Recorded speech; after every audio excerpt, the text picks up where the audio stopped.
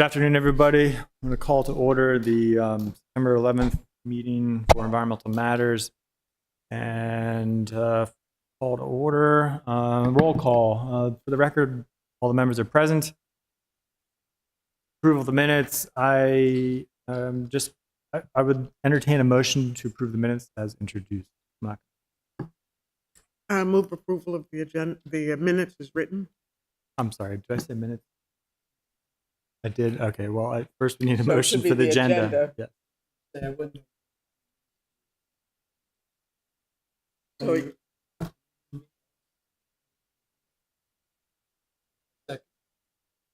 All right. All those in favor, please say aye. aye. Aye. Now, Ross, your mic. So sorry. all right. Now the minutes. Is there a motion to approve the minutes from July 25th? So moved. Second. All those in favor, please say aye. Aye. Motion carries. All right. General discussion. We have ID 5125, plan zoning and development updates. Mr. Meekins, please join us.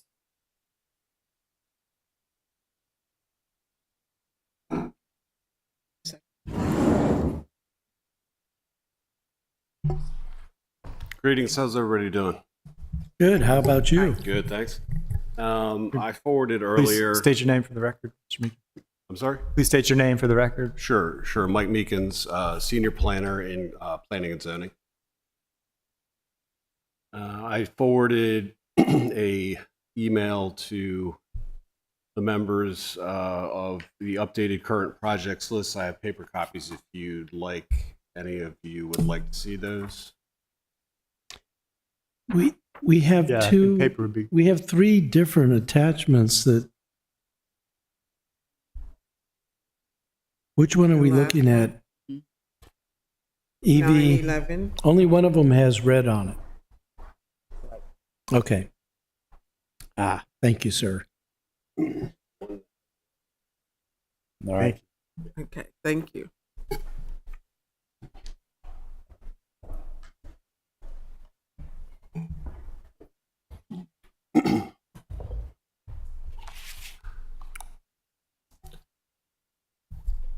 All right, so obviously we've gone through this list before, but just to refresh your memory, everything that is in blue, there are no changes, no updates.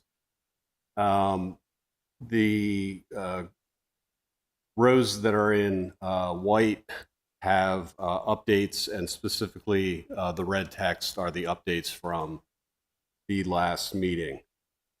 So I will go through these starting at the top of the page. The AutoZone project at 1942 West Street. Site design was approved by the Planning Commission. It's also been approved by Planning and Zoning. The forest conservation and forest stand delineations have been approved. And currently the applicant is in for the last three demo, building, and grading permits. And those are all in approximately the second review. So they are getting very close to the finish line and will be able to pull permits soon. May I? Yes. Oh, yes. So they made a lot of accommodations to us, and are all of those in there about access to the WE and plantings and so forth? Yes, everything that was agreed upon, they are on board with, and they have designed around that. Thank you. Mm-hmm. The next one, Bay Village 2, the senior, or excuse me, age-restricted building at 960 Bay Ridge Avenue. That is still being reviewed for grading and building. I would say, similar to AutoZone, that is getting very close to being approved. But that one has actually been much more slower in the push from the developer to resubmit and move forward. Did you include plans for that one? I did not include any plans, but in the future, I certainly can, if you'd like a boiled down rendition, because there's, probably 100 pages of plans for those. I can look it up. What's the proposal for Bay Village Drive? Is it still just the senior, what was it going to be? Independent living, I think? Or is it a mix of different uses now? It's a mix. It's independent, and I believe there's skilled care, and also it also incorporated that with that. There's surface parking, structured surface parking on the ground floor, and I believe 4 stories above that, approximately. Off the top of my head, I can't remember how many stories. So it's independent, skilled living, but no other, it's not mixed use? No. I thought there was a discussion about trying to include some site. To my knowledge, it's just there's a memory care portion. So, but it is it's all more or less residential. This is the one, This is the one as you look at CVS, right? the Starbucks to the Yeah. right, as you look at it from Bay Ridge Road. Are they still planning to protect that tree? They've designed the entire complex around preserving that tree. And they're taking extraordinary effort to preserve the root structure, the critical root zone. In fact, I did some reviews on the grading permit and had some questions about how the methodology and type of protective fencing that is going to surround that tree, which they went into further detail as to the preservation, the proposed preservation. Good, thank you. Okay, so moving on, Griscom Square, which is at the corner of Bay Ridge and Tyler, that has, well, I'll say come back to life, but that is an active construction site at this point. The developers are, as best I can tell, working on clearing the entire site. They've cleared, they've demoed the existing house that was there. They've cleared the area around that house, and I believe they're working deeper in parallel to Tyler Avenue, but deeper into the site. The next phase of that, which I don't have an update on, would be the utility connection in Tyler Avenue, the storm drain connection.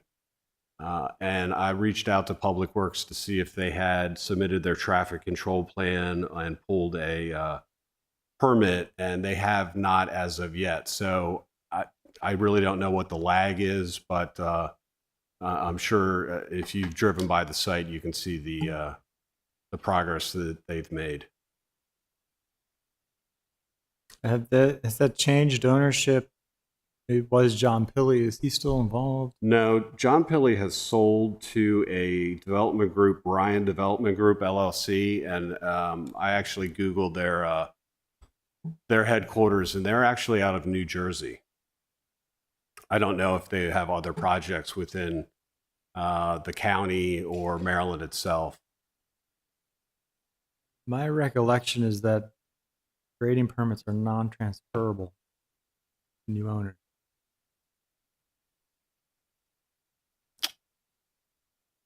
I don't know the mechanism of how that transpired, but they do have an active grading permit.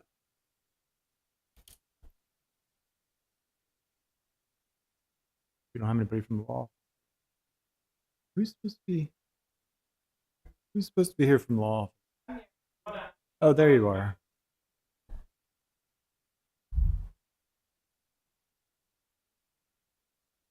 Yeah, 1708 140.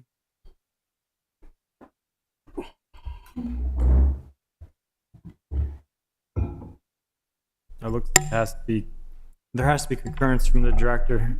Correct. Yeah. So they are allowed to transfer it. They can't unilaterally do it. They have to get notice to the city, and the director of planning and zoning has to agree with it, which I believe occurred in this instance. At least I remember seeing the paperwork for this particular one. We have the Yeah, I remember seeing the paperwork for this that transferred the ownership over and concurrence from planning and zoning. Okay. Sorry, and Ashley Leonard, Assistant City Attorney. Forgot to put that. Alderman. One of the very first things that Mr. Vogel did when he took office was call me while on vacation in Maine to ask about the road work for all of the pipes and whether it was better to do it at nighttime or do it in a concentrated around the clock 3-day period or whatever. Do we know what the plan is? That's just going to be horrible when that all gets torn up. Yeah, I think there was a great pushback from the community to do night work. So it's my understanding that they will do this during the day. And we discussed this the last time I was here. That's going to be, it's going to be a nightmare, really. But it has to happen for the Yep. development to occur. They're going to open cut basically the middle of Tyler Avenue down the hill with a deep trench to get the storm drain situated. But again, to be able to speak more intelligently and clearly on that, we will need to see the traffic control plans for what they propose, and that is not available as of yet. I think there was discussion last time where we talked about, or you talked about, obviously staggering when that construction happens, not at rush hour, maybe Right. not at lunchtime, definitely, morning and evening rush hour. And school. Yeah. Yeah, and exactly. We're in school's in session now, so hopefully by the next time I see you, we'll have a plan and I can share that. And, that plan will outline what the proposal is. Yeah, that'd Thank be you. good to know. Yeah. I mean, I haven't heard too many complaints about this project. I think people are generally resigned to it. But my biggest concern is just because it was approved by the Planning Commission, I guess, probably back 2016 or 17, kind of an old one. So my biggest concern is just we've adopted a new comp plan. Was any consideration given to ensuring that this is going to be in compliance with the new comp plan, with the new Tyler Avenue overlay? And because my recollection is it's mostly just single family homes that are going in there. No duplexes, anything else like that. Looking back at Mr. Lashinsky. So, I mean, that's where we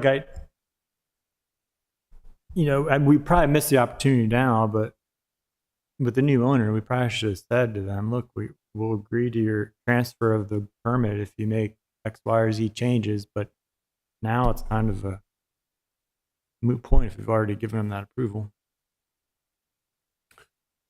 Yeah, to speak on the comp plan, we could ask Mr. Lashinsky, he is present today. The proposal is for single family dwellings. Yeah. And access road that actually goes, there are two entry points off of Tyler, kind of a U shape, and within that U and Tyler are existing structures, existing houses. But I believe there are 12 single family I'll say dwellings. 12. Yeah. Well, yeah, okay. 12. Yeah. But how close to the intersection on Tyler is going to be one of those openings? Because that's also a turning lane to go on to Bay Ridge. I mean, that's really sounding dicey as far as access out of the community. Yeah, like the left out to go out towards Hilltop.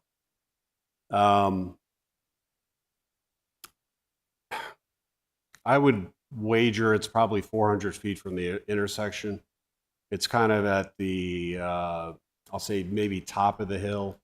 It is close, but as far as the queuing for the right turn as you come down or come down Tyler to turn right on Bay Ridge, that access point is beyond the striping, the solid white striping for that turn lane. Oh, okay. But again, if to make a left out at rush hour in the evening, Yeah. not the most ideal. Yes. Well, I'd like to, I know, Could you ask sorry, him where did you the get a other entrance is? Is that the only entrance? I There's thought you two. said there were two. There Two on too. time. The second entrance is further out, moving away from the Tyler Avenue intersection, and that's kind of the U that I was referring to, where you have the first access point that Alderman and Arnett asked about, and then you have two, probably either 2 or 3 lots in between, and then you have that other access point. So it's further west, away from the intersection. So that road is not delineated as of yet. The other entrance. I drove by there yesterday and happened to notice. Yeah, they have not graded or cleared that, but there is, I believe there are survey markers that may or may not still be there that identify the 2 outer edges of that second entrance. Mm-hmm. Yeah. Thank you. yeah, so I mean, this is related to, again, the overall work we're doing on Tyler Ave. I think they're planning on improving the sidewalk on Bay Ridge. That's already in there. But to my colleague's point, and something I think I've brought up before, I'd really like to see a traffic circle at that intersection, and that'll prevent people from having to turn cross traffic at these points of egress, because they'll just be able to go to the circle and go around it, to go the other direction. So, it might be more of a question for Public Works, but I'd like to get this included into some of the Tyler Avenue, the Tyler Avenue rebuild project for all the traffic improvements. Does anybody know if traffic circle's been considered for that location? Can we use some of our existing traffic safety money to look at that? Anybody? I can't answer Okay. that. I do not know, but I can certainly find out for you. You mean like the traffic circle at Spa Road and Bay Ridge? Or the one that Jess Packler was talking about? Spa Road and Well, Blank. there too. But Yeah. yeah, I was under the impression we were going to look at that for a number of intersections on that road. So I know that's not your project. Just for clarity, so Yeah. I understand, you're talking about a traffic circle at at Bay Ridge and Tyler, That's correct. immediately adjacent to the Griscom development, That's correct? correct. Okay. I mean, Alderman Gay has mentioned wanting one at the intersection of Primrose, and then we've also talked about wanting one at the intersection with Spa Road. If I may, Yeah. Eric Lashinsky, Chief of Comprehensive Planning. Our division has been coordinating somewhat with Public Works, with Jeff Wentz, the traffic engineer, and that is one of the locations that's part of that roundabout analysis, Bay Ridge at Tyler. So I know it started a few weeks ago, but I don't know the status of what they've done so far. almost done. Hilltop and Tyler is Well, also part Spa of it. Road's almost done. That intersection. Okay. Yeah. I mean, my plan is to get them to the next transportation committee meeting to talk to us about it. In any case, thank you. Thanks, Eric. We can move on, I think. Thank you. Yeah. I think we're good. Ross is next. Thank you. Yes, Ross I know. Eastport. The long-awaited Eastport Shopping Center. Okay, so yes, I did some digging and did a little research for Lost at Eastport Landing, which is in the Eastport Shopping Center. And again, update in red if I have a letter from the director to the applicant's attorney, Mr. Hyatt, that basically outlines some windows of expiration. Basically, I'll just read what I have. APF approval. A plat must be recorded and a building permit must be obtained within 5 years of the approval date, which is October 18, 2024. So there's life left in that, but the bigger picture or the bigger issue for that development is the site design, which will expire. Approval will expire if a building permit is not obtained by October 16, 2005. And obviously that is right around the corner. And to date, we do not have an application submitted for that permit. Just for the building permit? So, no, so that's site design. That'd be the site design review. They would conceivably, at the end of that expiration period on the 16th of October, they would have to go through site design review again. But APF is good for 5 years, and so they would have 4 additional or 4 years remaining on that approval. They still have to get grading permit. Well, yeah. So they would. I mean, they would have to pull a building permit and grading permit, but it specifically says building permit in that communication, and that has not an application for a building permit has not come in as of yet.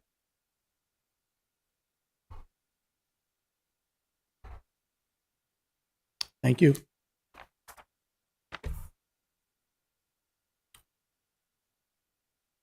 Okay, so on to the second or backside of the handout that I gave you, Primrose School, which is at the intersection of Hilltop Lane and Spa. The building has been constructed and opened in a limited capacity for some time now. And BGE has rerouted the utilities that have been basically preventing or holding up the construction for the various turning lanes associated with the Hilltop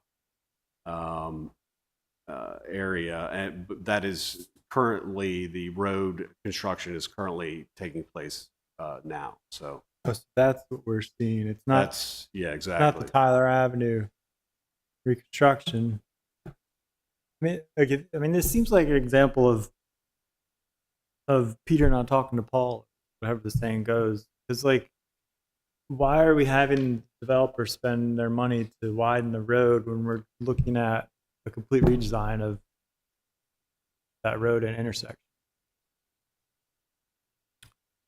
Seems like that money should instead have gone into some kind of transportation fund that we could use for our planned improvements. So this project has been going on since approximately 2020. And I understand your point. I don't know at the inception of this and the beginning of the project, if that proposal for the improvements that you're talking about on Hilltop were contemplated. But Yeah, I mean, I don't think Public Works has even put out an RFP for. Actually, no, maybe they have. No, I think they're putting out the RFP by the end of August. Their goal, I think, for the Tyler Avenue. So that construction is going to be at least a year out. yeah. Again, I mean, the point is that a lot of this may get undone in another year and a half. Yeah, so the improvements to that intersection were a condition of approval, basically to, again, prevent the left turning or the left out of the Primrose School. So you'd actually go right out, and thus why those delineators were installed while the applicant was waiting for BGE to relocate utility lines. Mm-hmm.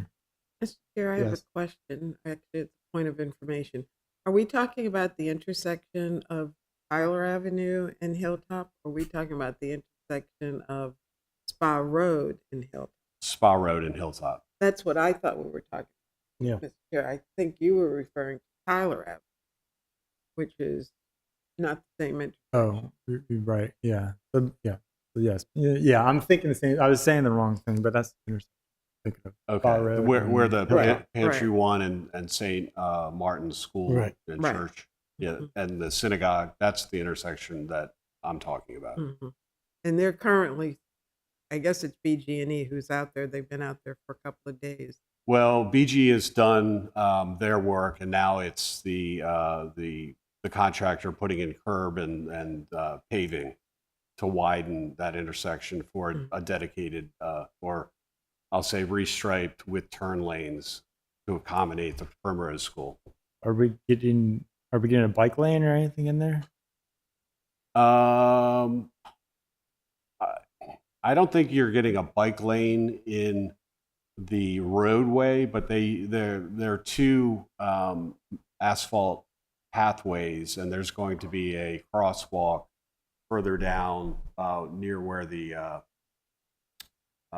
entrance is to the synagogue. Yeah. Yeah. My point is, I mean, again, we have all these things in the comp plan about adding bike lanes, moving to complete streets. Yeah, we have these projects going in that are working directly against all of our pedestrian mobility goals. The only thing it might improve is safety for automobile traffic at that intersection, but it's just disappointing. I mean, I don't know what kind of processes we need to change internally to make sure that these things don't happen, but it just seems like a waste of money.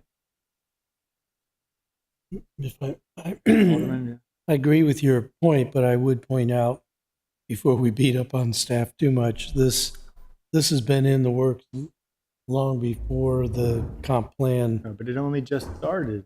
Well, I If it hasn't realize actually that, but dug in the ground, it's our street, it's our infrastructure, so we should have the ability to just say, let's see what Mr. Lashinsky, but we already have a terrible reputation in terms of getting permits in the city, which I don't think is really totally warranted, but nevertheless, it's out there.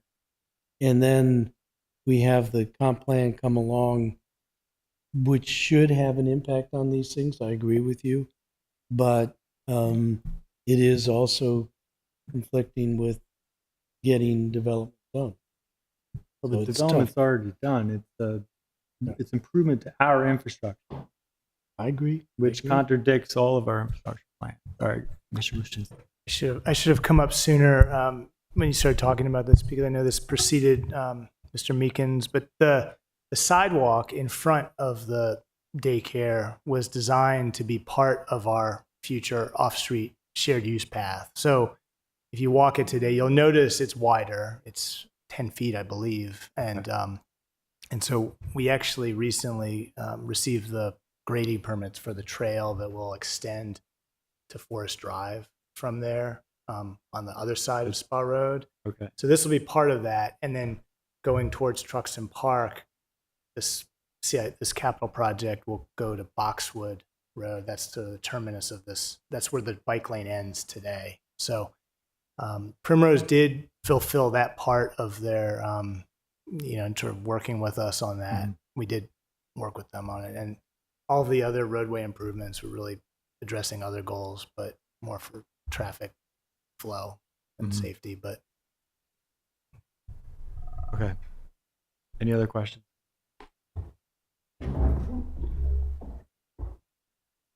Rocky, oh no, that's not new. Village of Providence Point? Yeah, so the villages at Providence Point, they are pretty much at the finish line. All of the buildings, both residential and commercial, have been approved. The grading permit is still in review, but essentially what's happening now are agreements are being signed and recorded. So that is on the doorstep of permits being issued and construction conceivably being started. And that over the course of the summer, but the past 2 months, there's been a big push both by the developer and by city staff in reviewing those permits to get those to the point where they can be issued.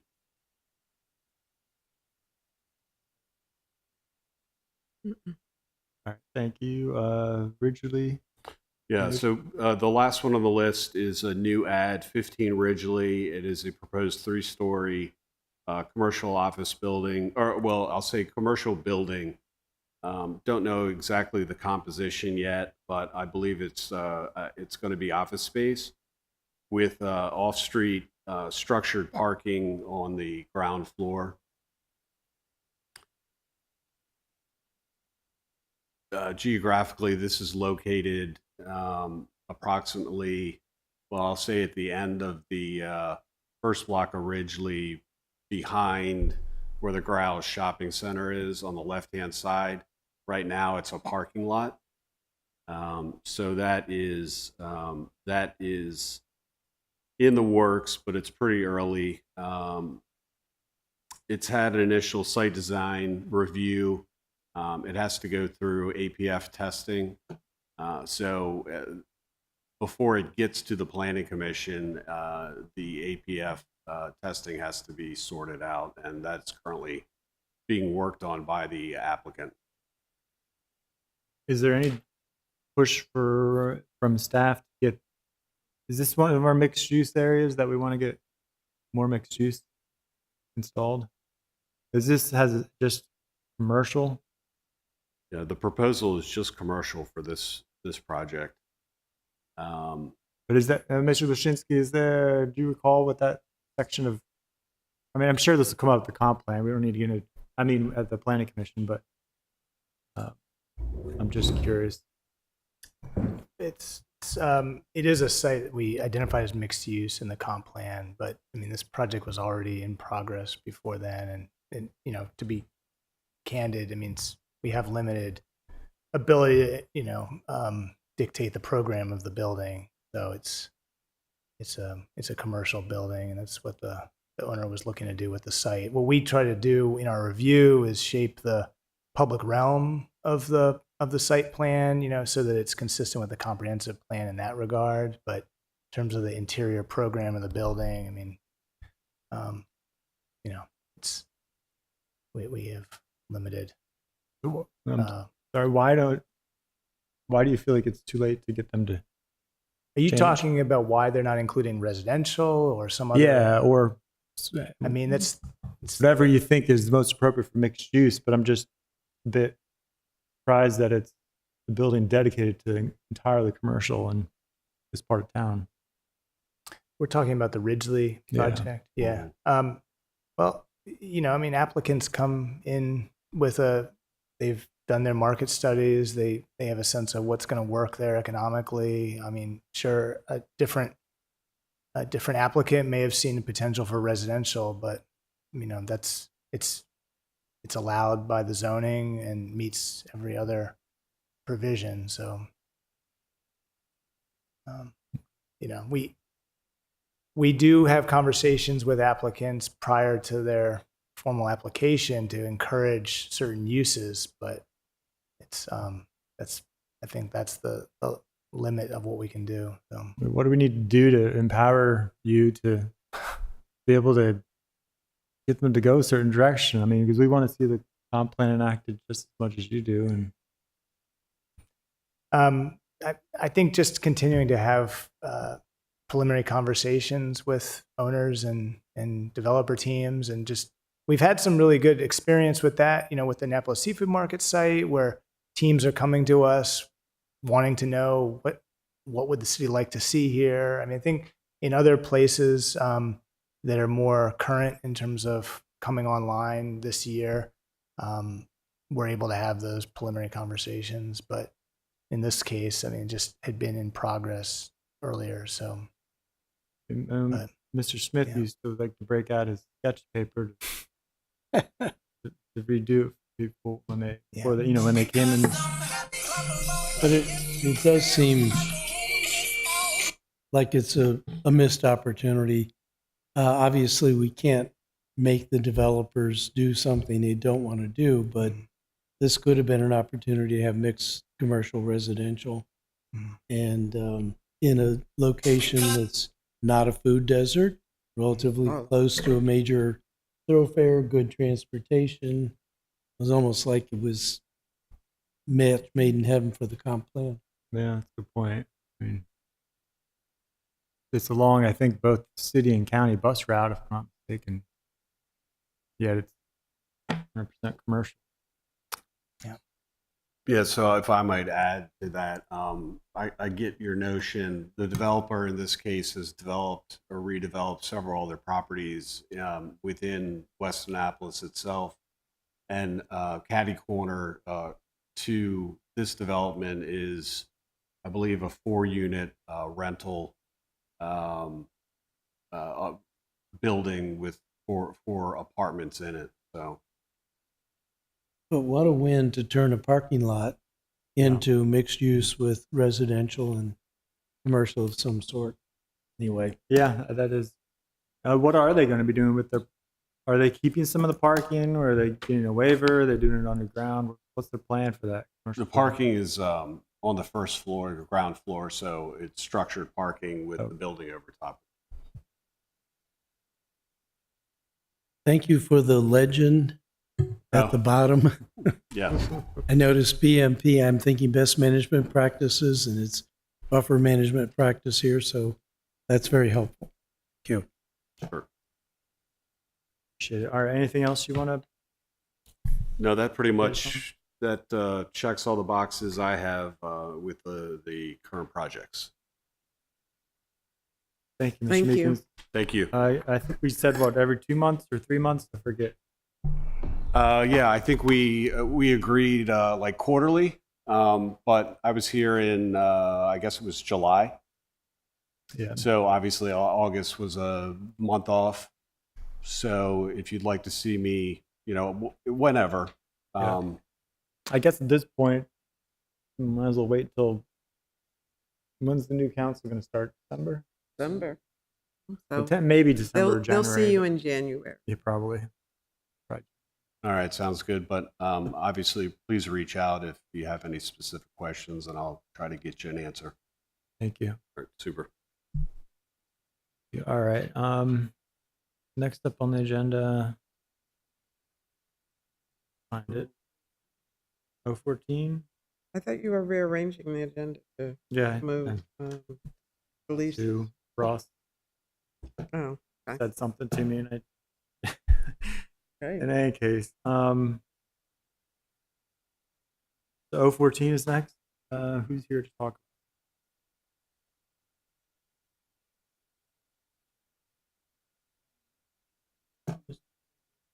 If I might, do we think there's going to be a lot of discussion about the Bocho leases?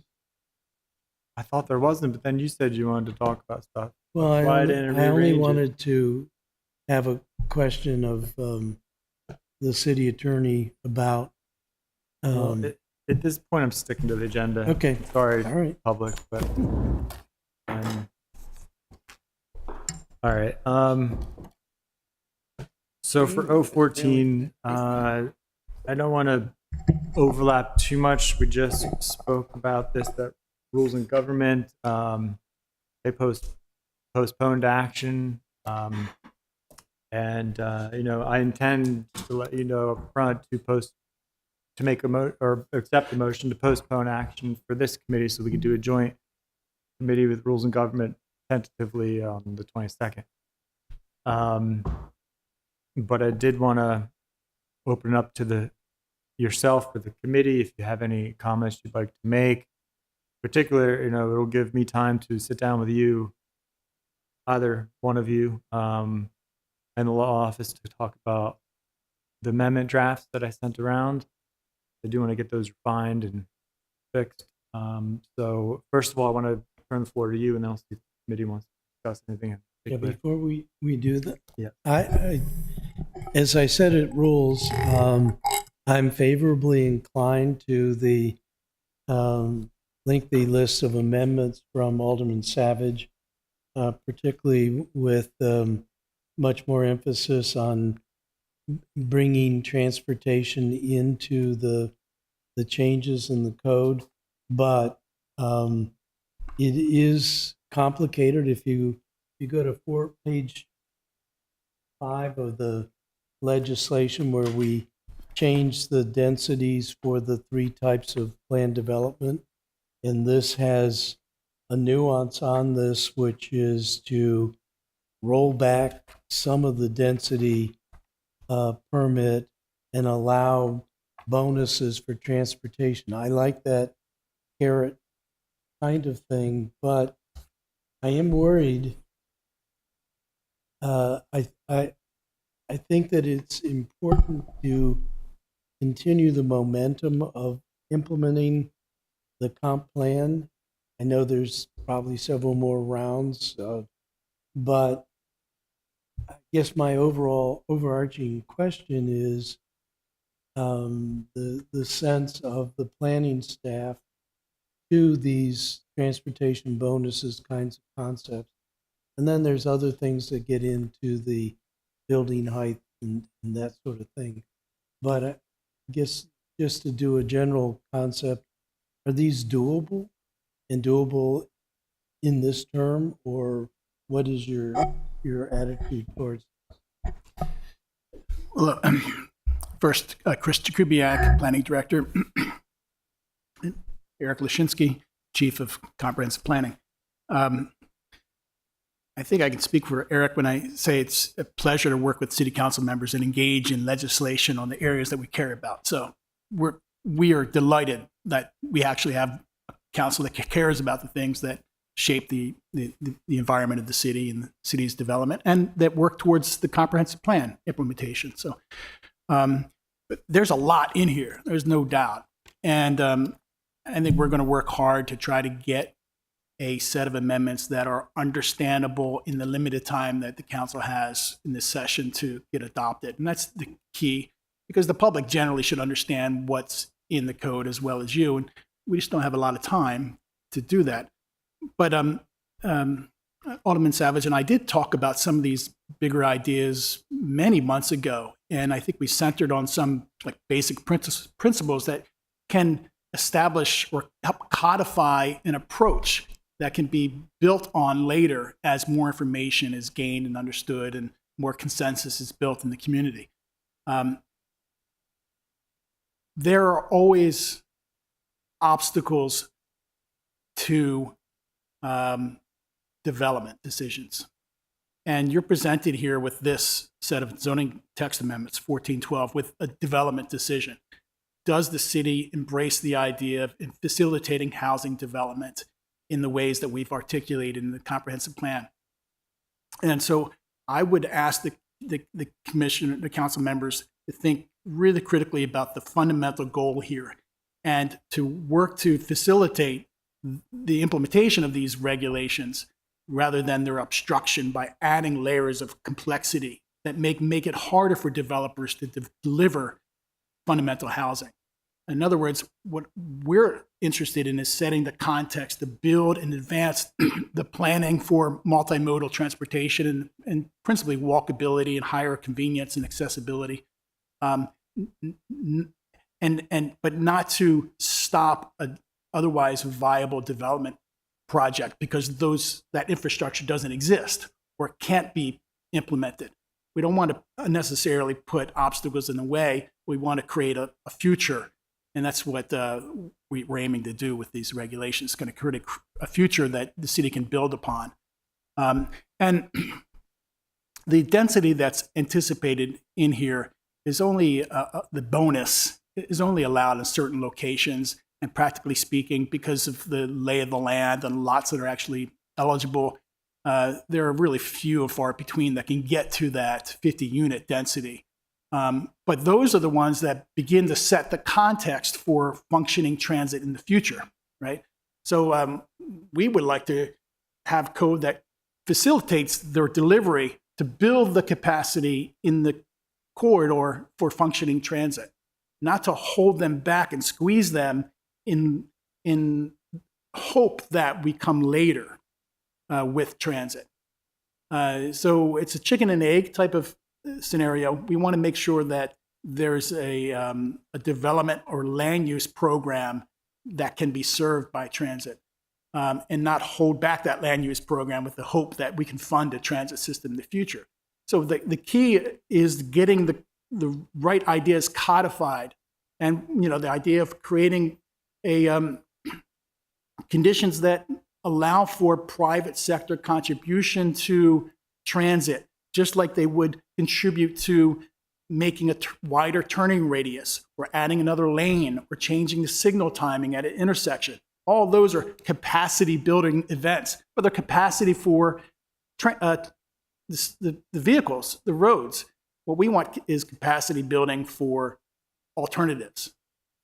All right, so a code that sort of sets that into place and allows the council to over time build on that framework is what I think we can achieve here in the remaining week or so that we have. But all the details are going to be hard to kind of work out. But getting that basic framework in place is fundamental, and I think we can achieve that.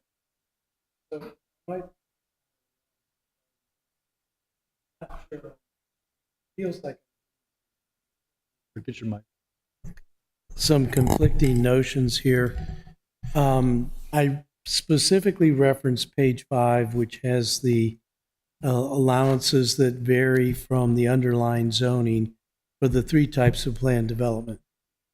And at the Rules Committee, I asked in particular with regard to mixed plan development, how many opportunity areas could really take advantage of that.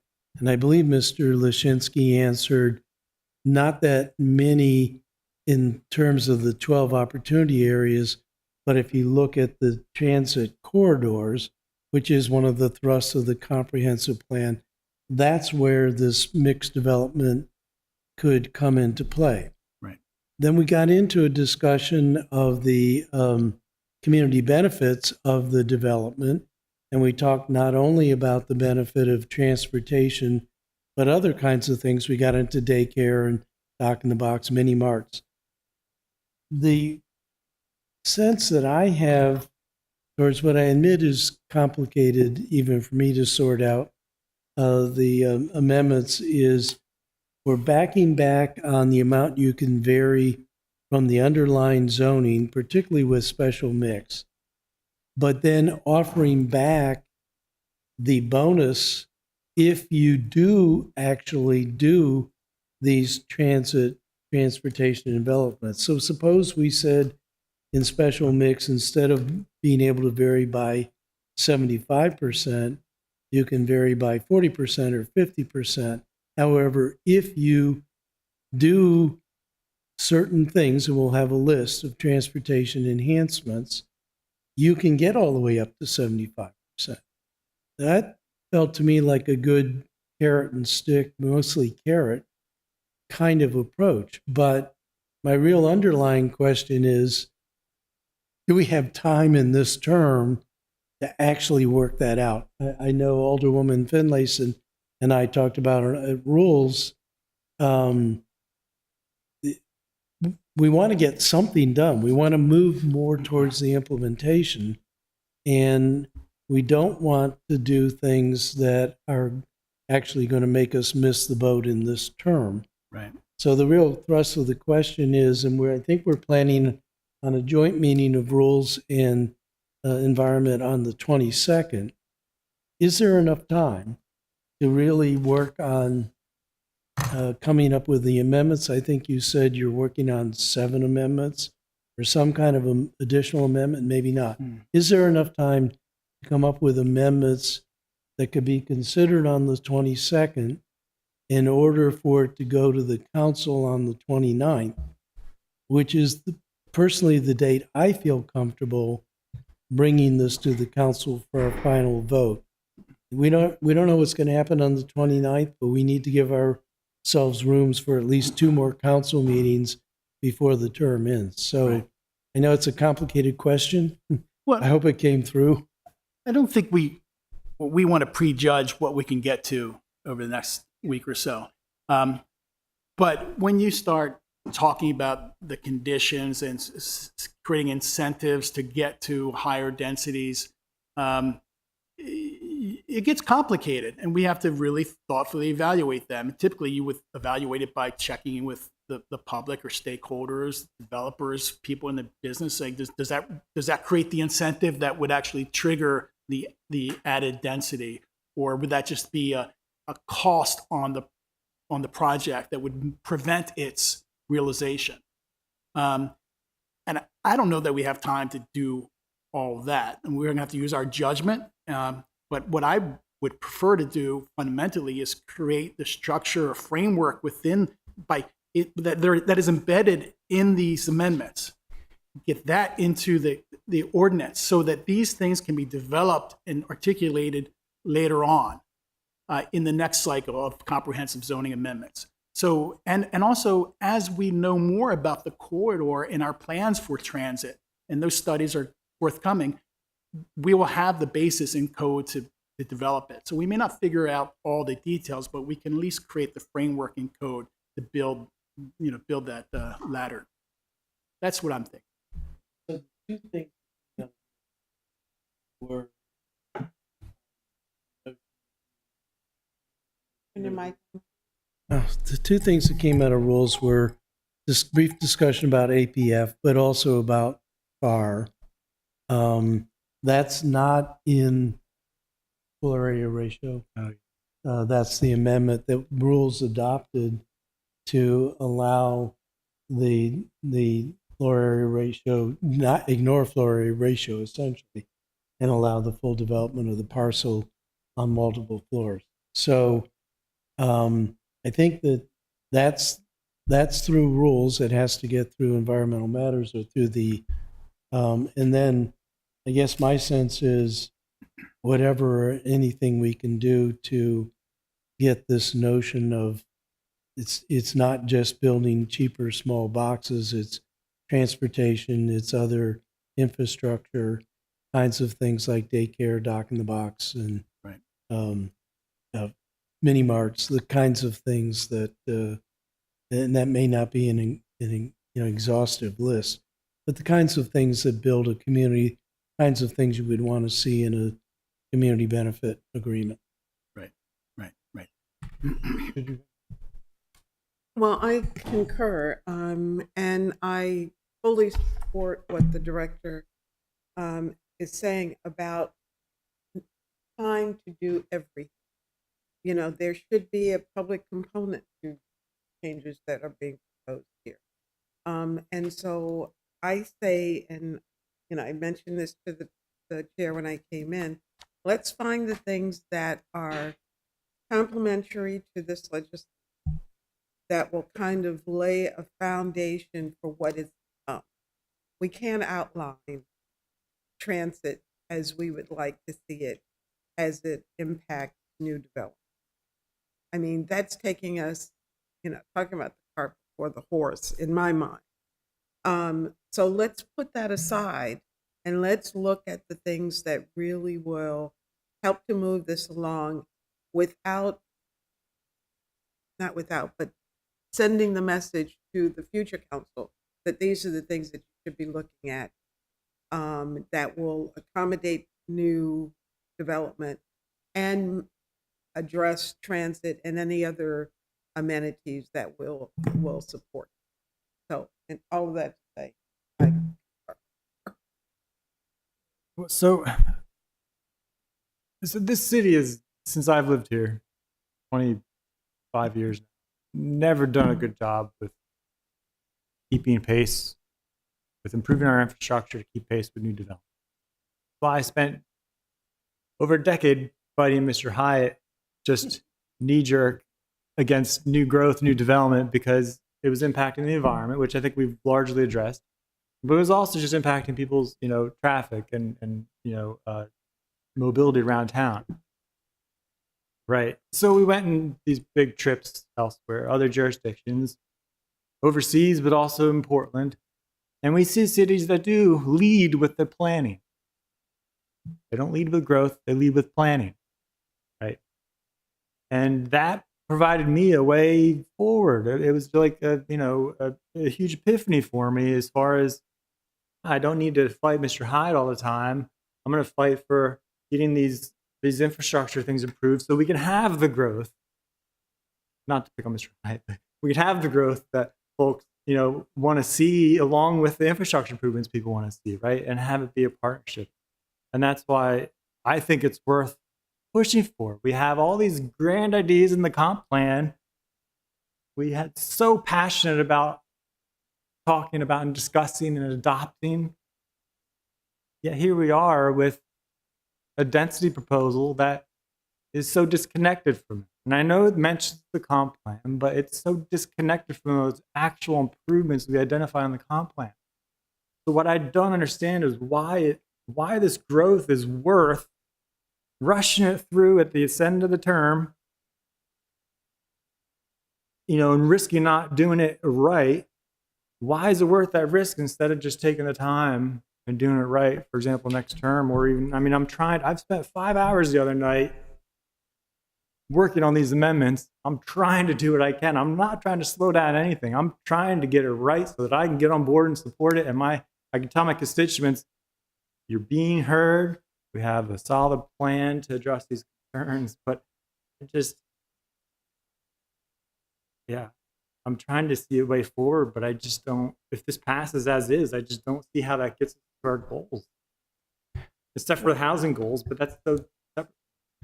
Well, if I may, one of the things to keep in mind, I think of transportation mobility as kind of a layered system of improvements where we have today, if you look at Forest Drive, we have a corridor that is very one-dimensional. It's very much just focused on moving cars as efficiently as possible. We have some limited sections of shared use path for pedestrians and cyclists. We don't even have a dedicated bus line that goes outside of the city, that goes to Riva Road, where we have a park and ride station and a high school and county offices. Our division within planning and zoning attended all of the transit development plan meetings this last year with the exclusive intent, number one mission of getting a dedicated bus line on that corridor that we could do tomorrow. That it doesn't require a redeveloped corridor, just involves a realignment of priorities, really, and budget realities for sure. But so I mentioned that because, to Director Jakubiak's point, that there are things that developments can do that are coming on in the near future that could be transit ready, that could be sort of a partner in facilitating the new bus line that's on the same roadway tomorrow that is more open to connecting to that it's not an afterthought, that maybe there's a setback area of the site is dedicated to where the bus is going to pull in and pick up riders. And it could be a hub for people coming, who live down Tyler Avenue and want to come to a location. So I think there are ways to put things into the legislation that would be more doable in the short term for it, that don't necessarily have to look 10 years out to when we can really sort of fully design that roadway, which I'll be the first one to say I would love to see Forest Drive completely redesigned, and might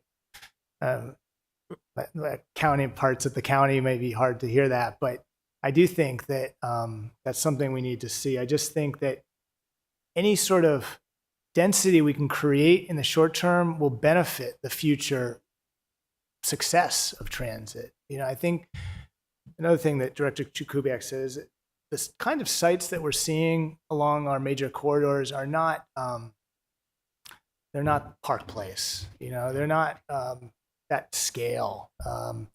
They will have the potential to add some additional density, but they're infill projects. And I think none of them on their own will really break the system or, change things dramatically to a point where, it's going to, so But wrong way it's to a think about it. paradigm shift in how we have to think about development, really. That's, I mean, it's the wrong way to think about it. I mean, and Mr. Hyatt knows very well, people will complain about any addition of new density in the city. It could be 5, it could be 10, it could be an office complex, it could be 200, it could be Crystal Spring. It doesn't matter. People, it's in their head, and I think to a certain degree, rightfully so. Yeah, individually they're small, but if you're talking about these on all of our major corridors, adding a little bit of density here and there, it adds up, right?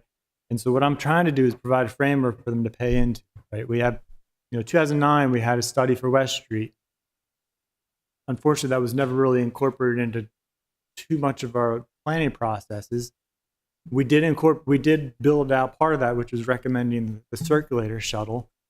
But if we have more of those studies, why can't we set up a system where we get the developers to help pay into a fund supporting the studies or supporting what comes out of them, right?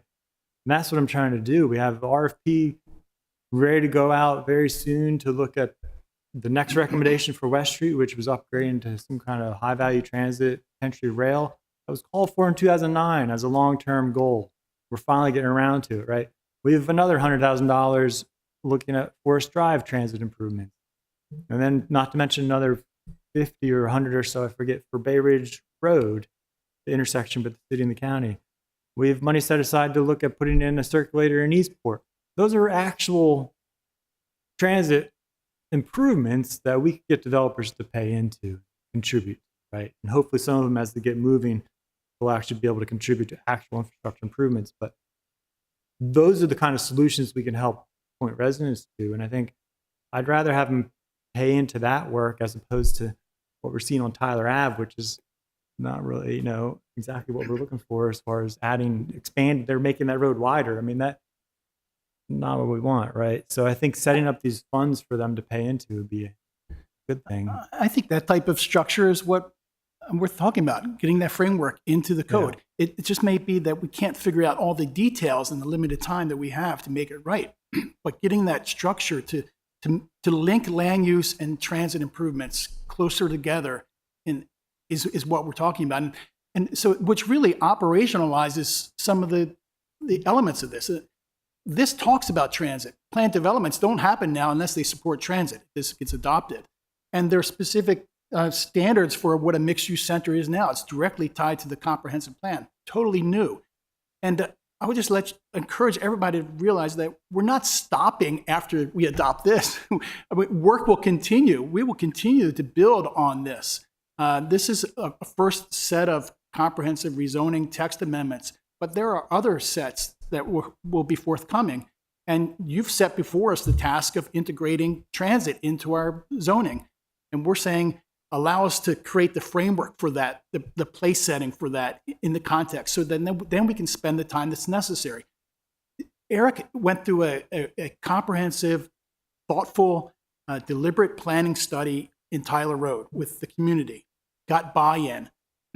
It resulted in a set of recommendations that has broad consensus now. It wasn't the first cut that we realized. When we began our work, we had imagined something quite different.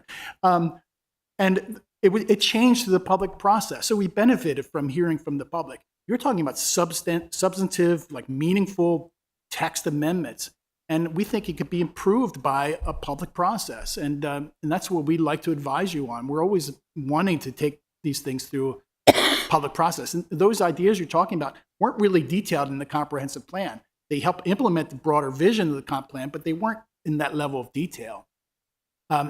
Lastly, I would say that getting land use right is really important. And what we've been on a continued evolution in the city, Inner West Street, Upper West Street, the BCE zone, mixed use zoning, and we were left with the sort of the problem, the policy of how to facilitate and encourage housing so we can increase the housing supply and begin to moderate price increases for families. And so this is a direct response to that. It's fundamentally important that it take place. And it's not going to open the lid on development. The zoning or the transit elements of this can still come in later in the new year. We can still have time to do that.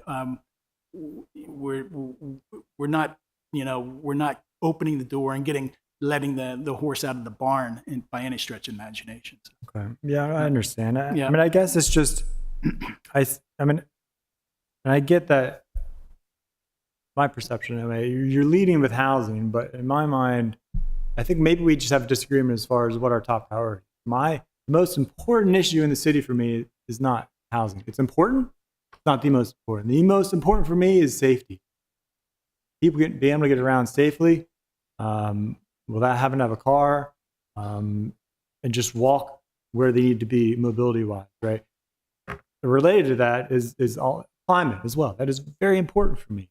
Yet we're not leading with this existential threat of climate change. We're leading with housing.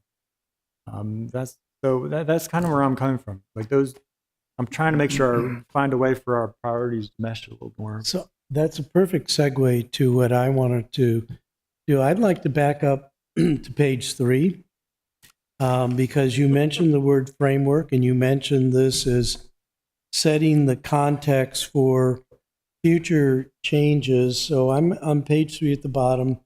It's number 6, which I'm not sure is the right priority, under purposes to promote development which substantially advances the goals of the comprehensive plan, particularly the following. And this is where I would like to propose and will propose for the meeting on the 22nd, significant changes. I would make the first item B, promoting mixed use of land types with development projects, mixed use. I would have the current C, either A or B, but promoting the installation and use of infrastructure such as sidewalks, trails, bikeways, parks. I would then say mobility and services, because for me, under mobility, it would be things like transit, but also bicycles and I think sidewalks and so forth. And then services, I think, is an important thing to get in there. And for me, services includes things like daycare, healthcare, shopping, dining, entertainment. And my concept here is services that are within reach of this new development. It doesn't have to necessarily be in the development itself, although I think that would be good. And as I mentioned at Rules the other day, anything we do to enhance these new developments, the adjoining neighbors get to benefit from too. So I would really change the priority of these things in establishing the framework. Here's what as soon as I read on the top of page 4, promoting affordable housing, that whole development density thing just comes blanking red lights. And as Alderman Savage said, I don't think that is our number one priority in the comp plan. I think our number one priority is improving our land use. I think land use improvements that take into account the environment. So I would somehow want to get climate in as one of the things in this thing. But this, to me, at the top of page 4, is the guideline, the framework for all of the future implementation to accomplish the comp plan. So I'll work on the amendments for the 22nd, but I do like what's in the Savage proposals here, and I do think that transportation has to be done at least concurrently, but I also think some of these other infrastructure things need to be done concurrently. But for me, recognizing the time constraint, working on this list on page 4 that is the list that we use, the next council uses going forward, is something that I could be satisfied. And, Alderman Savage, you had mentioned that it seemed clear that, or you were suggesting that your priorities don't match up with our priorities. I want to assure you that our priorities are your collective priorities, the city council. it's up to you as our board of directors to set those priorities. So this is a draft that has gotten sponsor support, but ultimately has to be adopted by the council. So we took the best stab at it to implement the comprehensive plan, but ultimately prioritizing priorities is for you to advise us on. So we're here to support that. And like I said, we are happy to work and set things aside to turn our attention to this over the next week or so that when you come again on the 22nd, I heard you say earlier, we could have a meaningful discussion about real text amendments to this. Okay, thank you. And my last thing I'll say is I as far as housing density, so maybe help you understand where I'm coming from. Yeah, when I support density, I see that as a way to allow us to achieve our other goals, be it again the climate, the mobility, the infrastructure. That's how and that's why I'm trying to put in here the community benefit agreements, right? Is to help make that, and same thing with affordable housing, right? That development is the way that we can achieve our goals together, and that's why that's what I'm trying to emphasize with this. And right now, I don't see that partnership idea built into this. So maybe if we can build some of that framework out, I'll feel more comfortable. But we've talked a lot about transit. Do we want to? The other parts of the amendment draft had to do with the Planning Commission recommended adding definitions for green roof as well as accessory roof structures. I tried to do that. So I don't know if maybe I should include Ms. Gold on some of this, because if you have comments on the green roof language, I'd like to get that worked in to honor. And I think they raised some good points about getting that clarified, which may help address some of the concerns we've heard from the preservationists out there on some of the testimony. So are there any comments, thoughts on the green roof aspect or the height accessory changes? Because what I'm basically proposing, again, we don't have to get into a super amount of detail, but I'm proposing to scale down some of the height limits to address some of the public concern we've heard. Yeah, I understand that. And at last night's Health and Human Services Committee meeting, we attended that, and they voted to approve or to recommend out in a positive way. But they also said it would be nice to work on those definitions of those two terms that you mentioned. And I said that, in fact, you had drafted those already, and we kind of like them. So we can add a time to talk about that and work with Jackie, of course, to get the right language as necessary. Okay. I concur that I think anytime we can add definitions is a good thing to do. So I liked all the definitions on the first page of the Alderman Savage amendments. And then I do think that green roofs are something that's coming up elsewhere, like the roofs over the bus stops and so forth. Green roofs, we've got mixed success in the city about maintaining them. And so I think it's something we need to pay more attention to. But also in the Savage amendments, there's this concept on the second page of overlay boundaries, which I think is something that is more debatable. That would be, instead of just having this confined, redefining it as an overlay rather than the Craig Street area, Craig to the water area. And I don't know what your views are on that. And there's a lot of detail in their applicability, procedure review, pilot. Then we get into the green roof kinds of things. And again, I just don't know how much we can accomplish. There's a lot on green roofs, which I don't think is wrong, but I think is detailed and complicated. And then we get into some things starting on page 5 of the amendments that start to get into rooftop dining. And I mentioned to the chair at the beginning of this meeting, we already have a very successful section of city code on rooftop dining. And from my perspective, the first one was Blackwall Hitch. It has been working very successfully. I've had no complaints. I think that it's a good model. This changes some of those things or maybe further enhances them.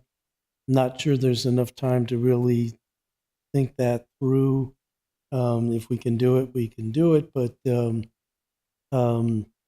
so there's an awful lot of meat, an awful lot of effort that went into these changes. There's more definitions on page 6 about high-value transit and transportation on demand, which I think are good definitions, and maybe can get into the 2172 just as changes to definitions if they're acceptable definitions. But in any event, again, I go back to the overall question: what's feasible over essentially the next couple of weeks in this term? And I guess I'm inclined with the comments I made on the framework on page 4. Let's frame out the big picture stuff and leave the spaces for the development. Some of the things on page 4, as I reordered it and recommend embellishing it, would fit perfectly into the benefit agreements. And as guidelines there for that. So again, I'm really torn because I like these ideas and I kind of agree with a lot of the detail. Rooftop dining, something I need to think about more in terms of what it does to what we already have, and that old adage, if it ain't broke, don't fix it, kind of thing. And I'm not sure that rooftop dining rules should be different on Craig Street than on Compromise Street, 6th Street. So, yeah, a lot. You worked too hard. So are there any other? I don't want to spin our wheels too much on this since it's not ready for. We're not going to take final action today anyway. Are there any other things we should know as we move forward to the next meeting? Well, I would ask that staff not hesitate to let us know what's doable with this, because we can be having the same discussion again on the 22nd, and I think that's quite necessary. So really tell us what's doable, and hopefully the alderman will understand the things that we can't get. He's going to be here after December, so there will be opportunities for him to bring back further legislation and fill in what might be missing. So, but I trust you to decide what will work for you. So, and I invite Alderman Arnett to bring his amendment to the Rules Committee on the 22nd. All right. Well, Thank you. thank you to everybody for offering your thoughts. Do you have anything else before we? No. Thank you both for your work on this legislation. All right. So we need a motion for no action. Okay. So there's hearing no motion for anything, right? So we're going to postpone. Okay. Do we need a motion to postpone it or just no action? Okay. Okay. Good So idea. I'll move to postpone action on 01425 until our meeting on the 22nd. Alderman Arnett, is Proposed. that good? Yeah. Can you second that? Second. All those in favor, please say aye. Aye. Thank you. 014 postponed until the next meeting. All right, next up on the agenda. Okay, Mr. Lushinsky's still not, well. And I'm trying to be respectful of people's time, but It's going to be hard to do. All right. So move to R4025, equitable public water access. Mr. Lashinsky, if you could, I know you have to get out of here soon too. You could join us again for this. Although, again, my plan is to, I would like to ask the committee. I would like to postpone this as well. I didn't realize this was going to be on our Monday council agenda. And so I wanted it to come to committee. I've not had time to work on any kind of proposed changes, but just to be upfront, I did receive some feedback. What my goal is to try to get some improvements in the plan as far as some commentary on the importance of water access to disabled and seniors, which I think it does touch on, but I wanted to take a closer look at that provision and also include some more comments regarding CRAB's role in that. But that's, so do we want a presentation from Mr. Lashinsky in the future, or just a briefing? Thoughts from the committee? Well, let me ask, isn't this just a, we already have a equitable water plan, do we not? Right here. Okay, so is this just an update on the existing? It was never adopted. It was never adopted. So we're talking about adopting Yeah, that in entirety. that's right. Okay. Yeah. So I would ask for simply an overview of the highlights of that report. It looks like Mhm. a healthy document. But I don't want to put more. It's a healthy document with some significant changes in red. It is a In lot red, thinner you than the said? comprehensive plan. Not as healthy It's as a lot the thinner than the comprehensive plan, but yeah, everything that was changed, that was added or significantly amended, is in red in that document to kind of make it easy for people to see what the changes look like. So that's what I was going to ask. So Yeah. what is in red? So those are changes from the original draft. It's quite a bit. I mean, Yeah. we did a lot of community outreach on this plan, and we actually put together a memo during the winter that listed out all of the changes. We actually added some more to that, but it's substantial in the sense that we added new sections to the plan. There was a lot of feedback about kind of an implementation section that would help folks know how we were going to prioritize. There's something like 120 recommendations in here. They're not all physical improvements. Some are policy related or programs, but we made an effort to really summarize all of those in an implementation section and put together some text that explains what brings certain recommendations to the top. What's the emphasis? And so that's towards the end of the document, a whole new implementation section. We tried to clarify misconceptions about, when you improve or add a street end park, tends to be, we heard opinions from residents that fears of traffic or crime or things, of that nature. And we really had to try to set the record on that. We're fortunate we have a whole generation behind us of having many street end parks, from the Ellen Moyer years in Murray Hill and Eastport. We have probably 30 street end parks in just those two neighborhoods. And so we've been living with them and we've seen their impact on neighborhoods, and they've been overwhelmingly positive. People adopt them, they add to property values. Many of them are not well known. So we really wanted to be somewhat more clear about the benefits of those, and just say, hey, this is a benefit to the whole city here to improve these street end parks. So is this time sensitive? It is, in the sense that we would love to see this adopted under this council, because that's really when it's happened. But yeah, but I could give a brief presentation if needed.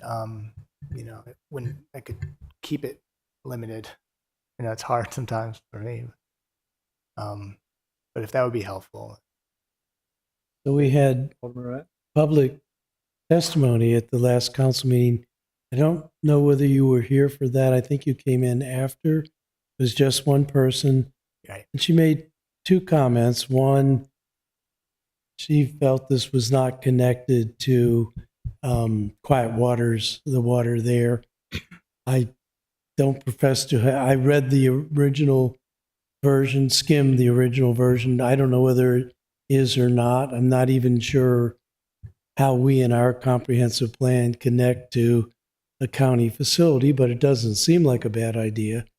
But the other complaint she raised, I think, is a more serious consideration and had to do with the quality of water and that things that the vendor who did the study said were not accurate in terms of encouraging people to go into water with E. coli and so forth.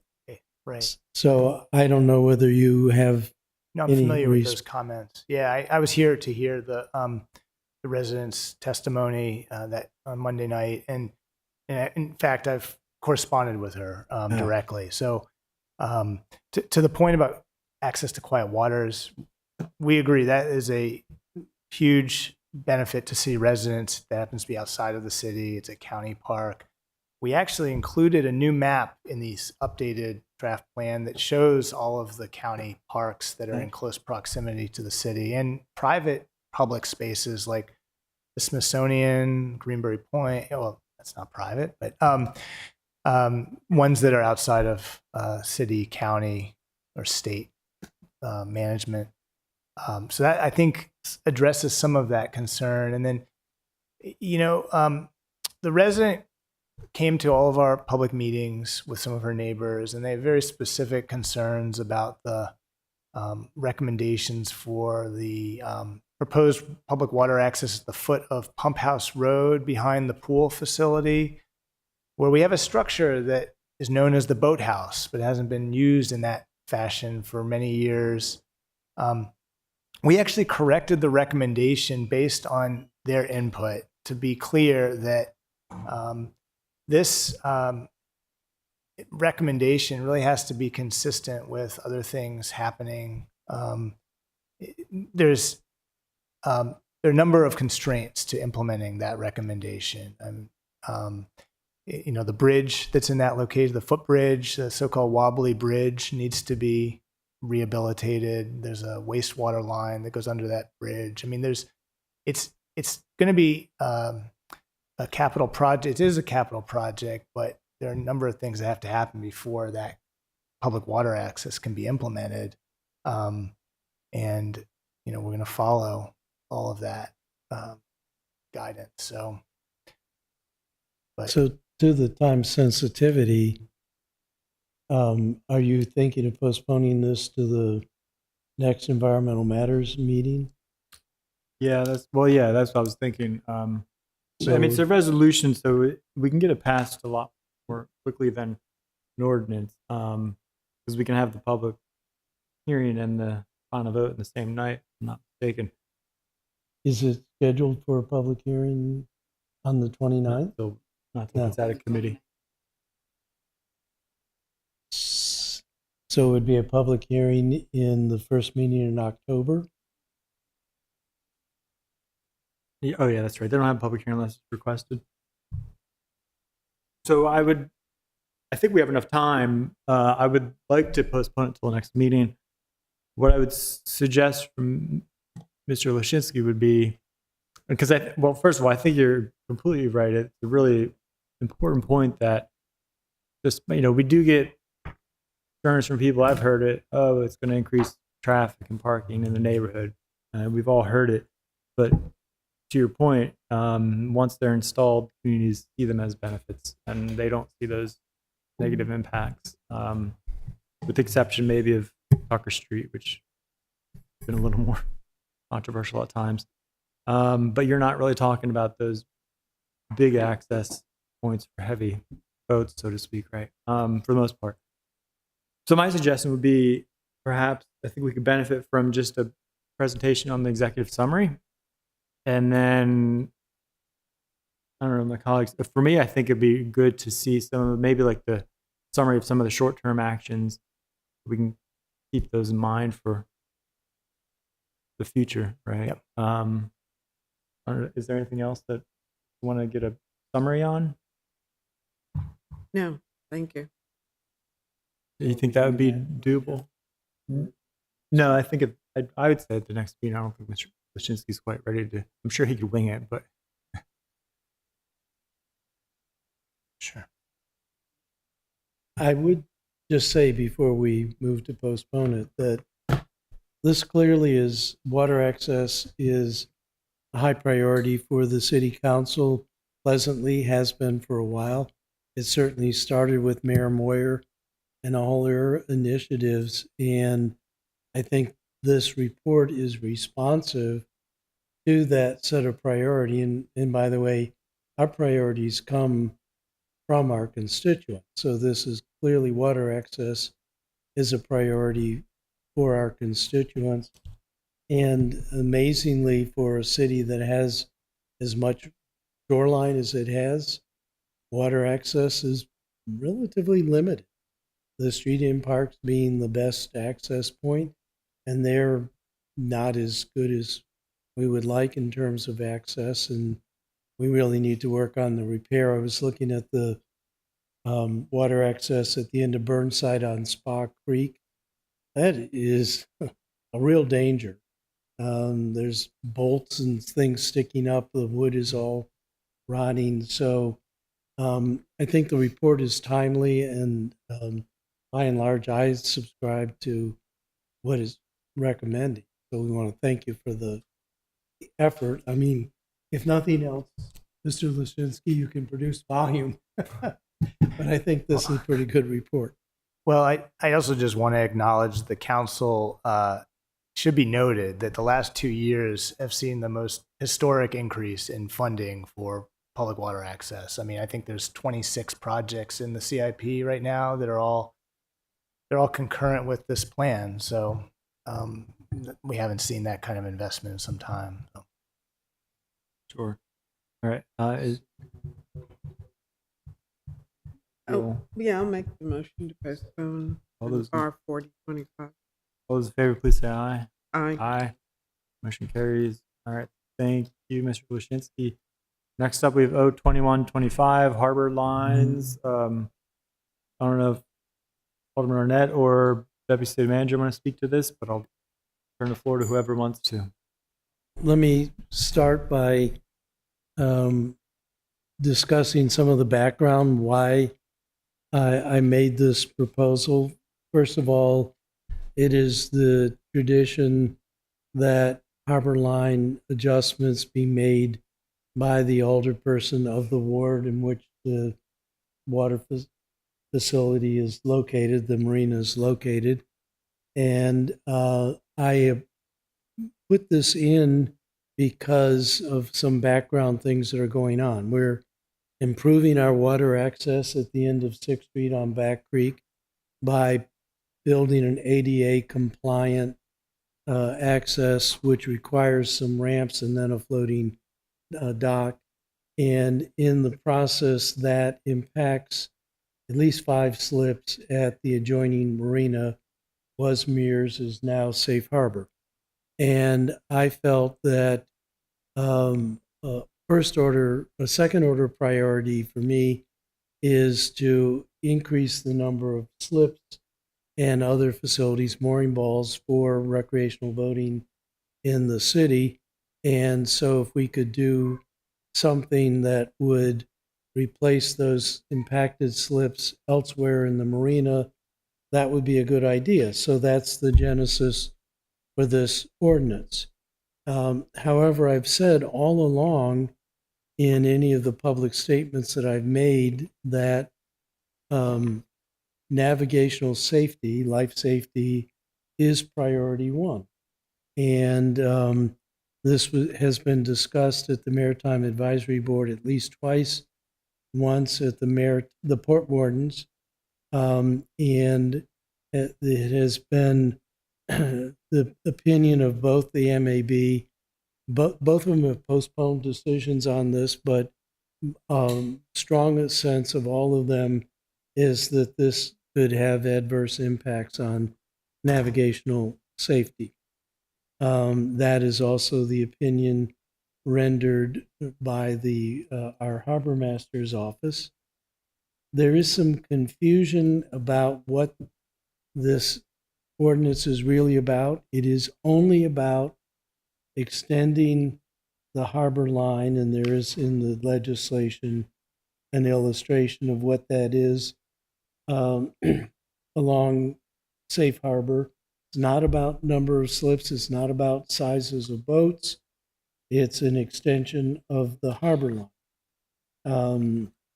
Other things have gotten confused, but navigational safety has to be preeminent for the city, and there are a number of concerns of navigational safety. So when it's appropriate, which would be the next council meeting, my intention is to ask to withdraw this piece of legislation. I also would point out that I think that it's not very likely, it's questionable whether the council will approve this ordinance, but it is not questionable about the attitude to date of both the Maritime Advisory Board and the port wardens, in that they are very concerned about navigational safety. So that's what I would have to say about this by way of introduction. I don't know whether the deputy city manager has something to say or not. Mr. Chair, before hold on. she responds, Yes, Alderman. did I just hear the alderman say he's going to withdraw this legislation? When next time it's available, yes. Right. I'm going to ask the council to support withdrawing it at the meeting on the 29th. Okay, Of September. so, and that's what I thought I heard you say. So I'm not sure why we're going to continue the discussion on it if his intent But- is to withdraw it. We've got other folks. We do have someone here that Oh, wants I'm to sorry. speak to it. I thought we were going to, I agree, but but go ahead. You have someone here to yeah, speak. so anybody from the public would like to speak, I'll give you 3 minutes. Please come up to the microphone.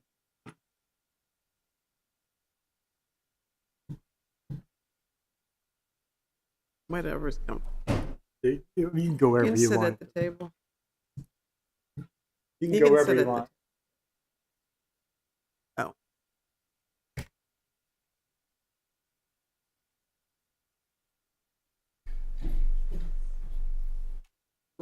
Thank you.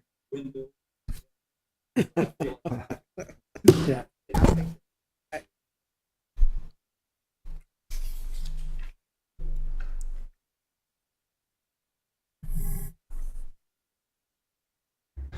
Thank you for allowing me to be heard. I'm Alan Hyatt. I represent Safe Harbor Marina. Alderman Arnett generally summarized the background, and let me just elaborate just a bit. The city had submitted a project at the end of 6th Street to do this ADA compliant access to the water. The port wardens approved that, but I think they did so irresponsibly because it blocked in slips. If you look at the bottom of the document that's showing us proposed harbor line that shows all these boat slips, that's 6th Street, and it shows a lateral line. It would prevent the use of those slips. And the port wardens, you know, it was surprising to me that they approved this, and we appealed it, and it's pending in the circuit court. I can't guarantee what a judge is going to do, but I think given the record, the judge that will ultimately hear this case, there's a good chance that they will set aside the decision of the port wardens. Now, I don't feel great about that because that gives public access to the water. I think that's a great thing. But you can't deny the property rights of Safe Harbor. So really, as sort of an equitable exercise, the idea was to expand the harbor line on behalf of Safe Harbor. And the second drawing shows the that blue line where that's where the harbor line would be expanded. And as Alderman Arnett said, this doesn't mean there's going to be boat slips there. That's a process that we would have to go through with the port wardens. What it does allow is maybe there can be an expansion up to that harbor line. Now, Back Creek, whether you're a boater or non-boater, this is pretty darn congested. There isn't any argument that Back Creek is loaded with boat slips. But the expansion of this harbor line doesn't exacerbate the problem. There's width of 202 feet, 206 feet, and 222 feet. That's what would be, those would be the areas of the channel, the width of the channel in between both sides of the creek. And that doesn't really change. I mean, it's more or less the same. So I'm, I'll say that it's disappointing that Alderman Arnett might withdraw this, and I'm asking him to reconsider because I think the harbor master's wrong. I think the port wardens were really wrong, and this is a matter of fairness, and I don't think it interferes with navigation because Back Creek's already congested. This doesn't make it worse. It's consistent, and I'd like a reconsideration by the alderman and let it go to the council for a vote. If they turn it down, then they turn it down. But I strongly urge the committee and the alderman to continue to move forward. Are there any questions for Mr. Hyatt? Not a question. I want to make a couple of comments. First of all, it is the case that the marina, by previous owners, are egregiously in violation of the city's lateral lines. But more importantly, I think there is a means of relief for the marina by simply running the access of the dock out from 6th Street and opening those slips into the interior of the harbor. So there are some ways to recover the use of those slips. They've already put smaller boats in there that will be able to negotiate in and out of there. But I think there is relief. Again, I think those slips were impinging on the repairing rights and the lateral rights of the city, and the marina should have been configured differently. What happened really to change the circumstances, there had always been a floating dock at the end of 6th. It fell into disrepair, and the harbor master at the time, rather than getting it repaired and replaced, took it away.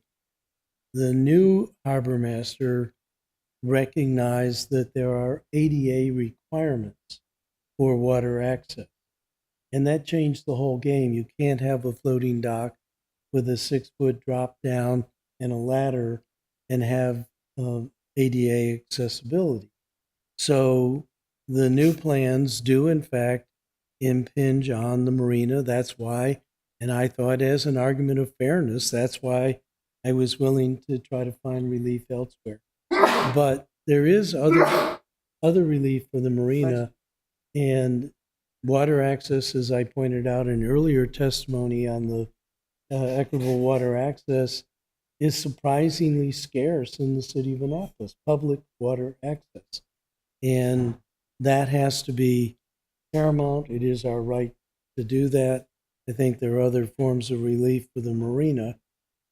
I still personally, as a second order priority, would like to see more slips in Annapolis, not fewer. So I think that is another goal, but preeminent is navigational safety. Now, whether or not I feel or Mr. Hyatt feels that this would have an adverse impact on, by the way, these pictures don't show you mooring balls and anchored boats. Whether I feel that way or not, to me is not relevant. It's what our professional staff feel and have opined and have consistently opined and have testified before the Maritime Advisory Board and the port wardens about the impact on navigation. So, I really, really wanted to make this work, and I really do have the sense of the fairness issues. And there's obviously the right of anybody to question the decision of the port wardens, and that'll have to proceed as it's going to proceed. But I cannot, in conscience, offer something that our staff, are, in their professional opinion, are telling us is wrong. So I just can't do that. So that's why I will withdraw it. Somebody else can possibly submit it if they want to. I will argue that that's not a good idea, but nevertheless, I do think it was also appropriate to let Mr. Hyatt present the input from his client. So I thank you for giving him time. I think we have one other speaker as well. Is there anything else? Any other brief remarks, Mr. Hyatt? Okay. With that, is there anybody else who wants to offer testimony? And does somebody, I believe the next speaker might be representing the Maritime Advisory Board? Okay.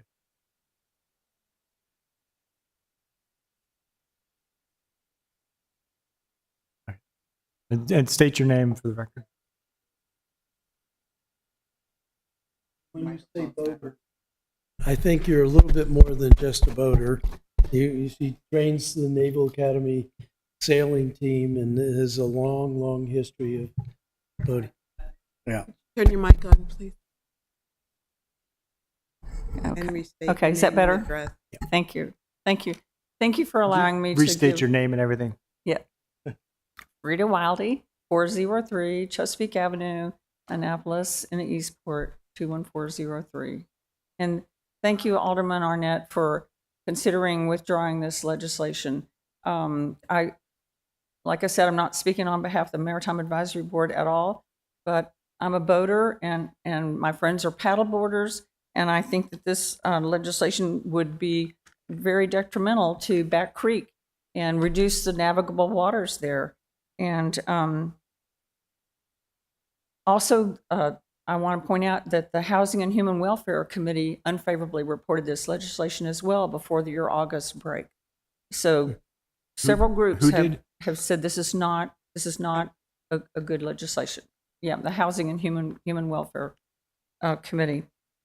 So this would benefit only a commercial entity on Back Creek and harm boaters and all those that use this waterway by reducing the transit area and potentially negatively affecting visibility when entering or leaving Back Creek. I hope you have reviewed our recent Maritime Advisory Board meeting discussion on this legislation, plus read the staff report produced by the Harbor Master's Office. This would set a bad precedent for the city to provide benefits to commercial entities when the city needs to take action on its shorelines.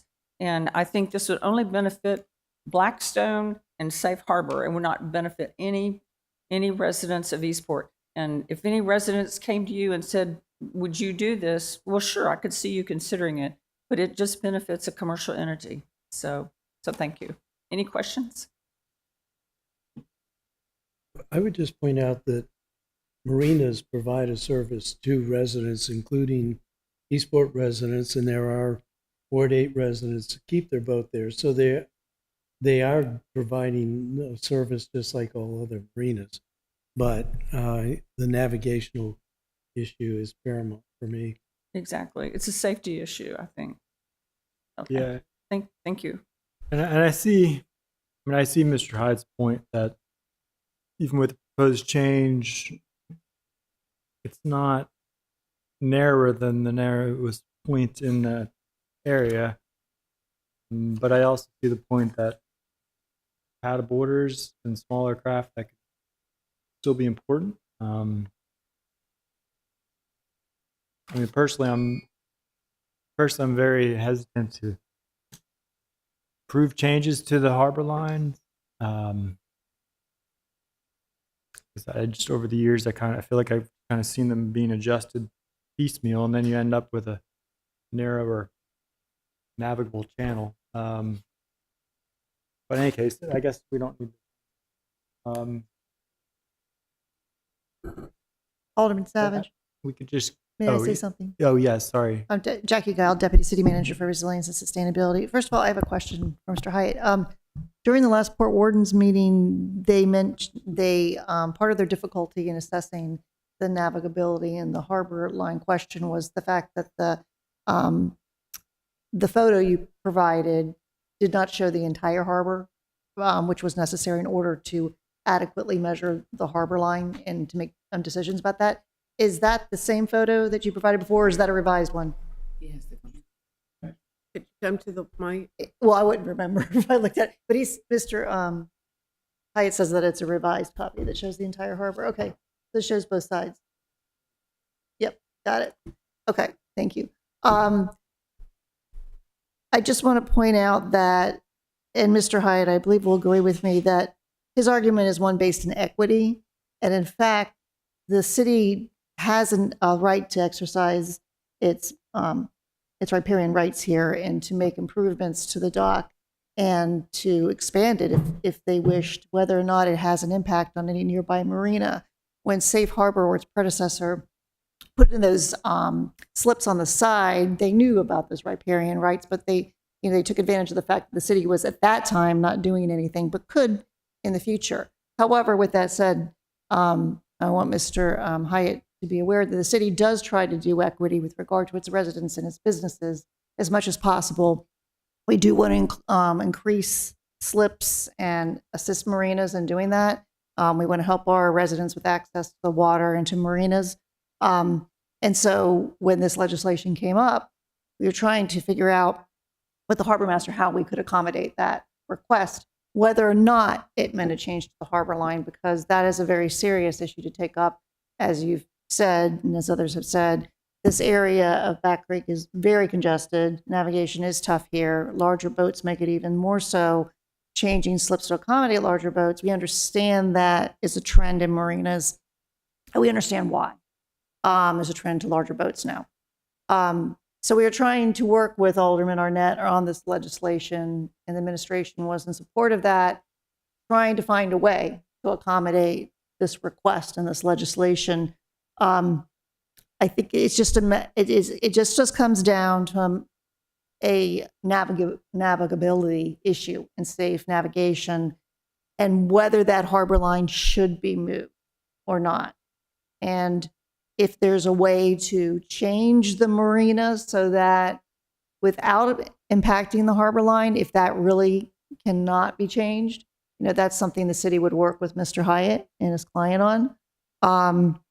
If it's possible to move the harbor line without impacting navigation, we also would consider that. But at this point, I mean, we do have the staff report from the harbor master.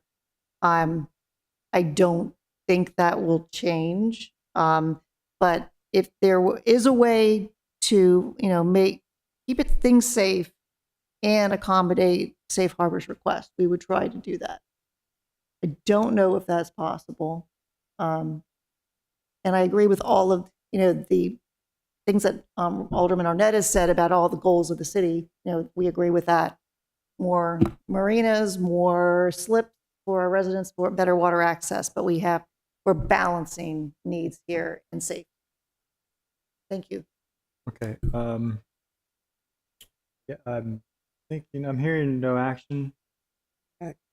So we will dispense of this as far as the committee is concerned, just send it back to the council. No action. Is that what I'm hearing? No. All right. Thank you. I mean, I do have questions at this point, so he's bringing them up.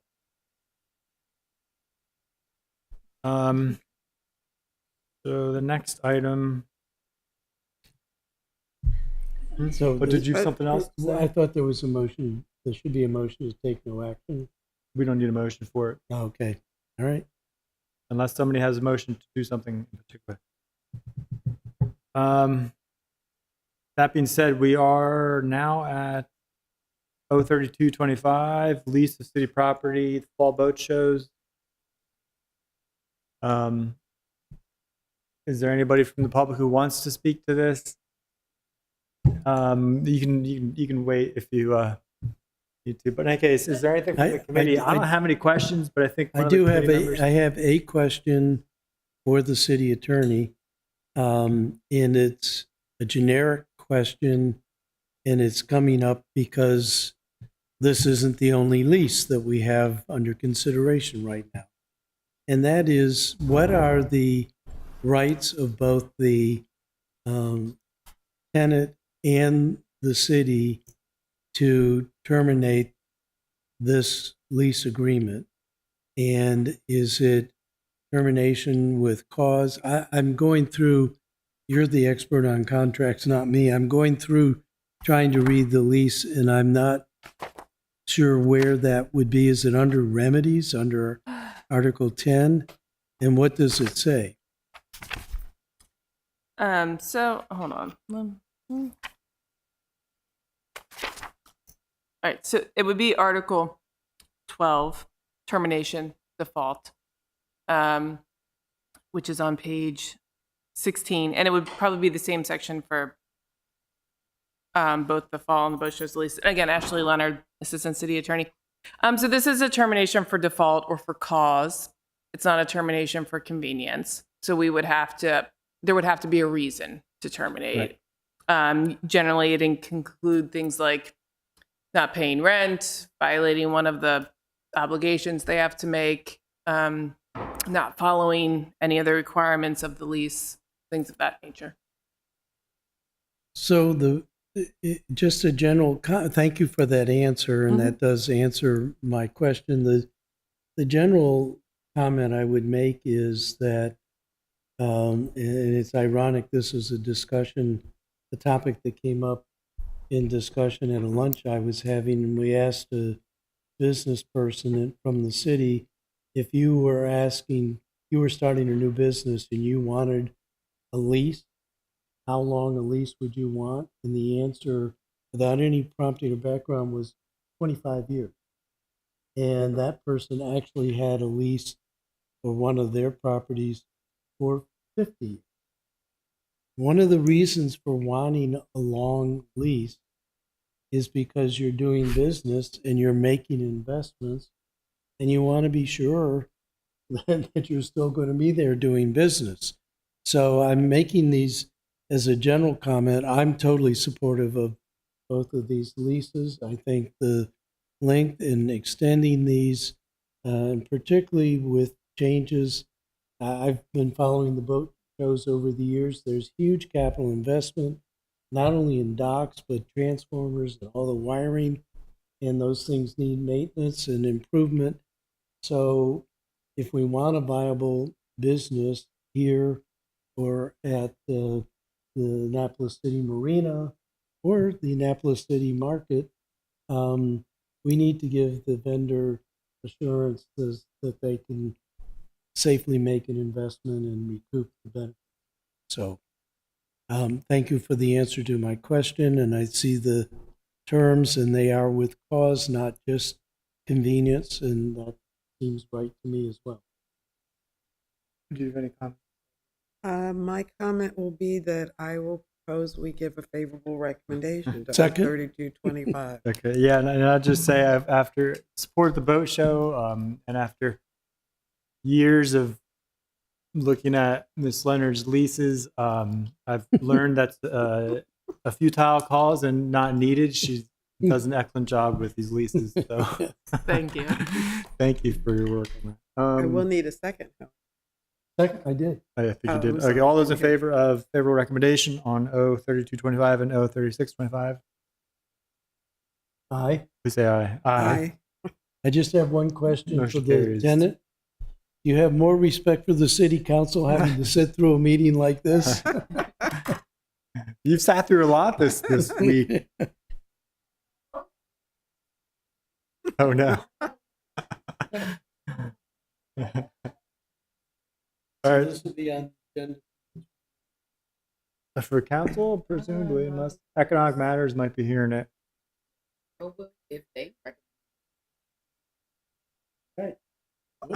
Mr. Chair, I thought you said 035, so 36.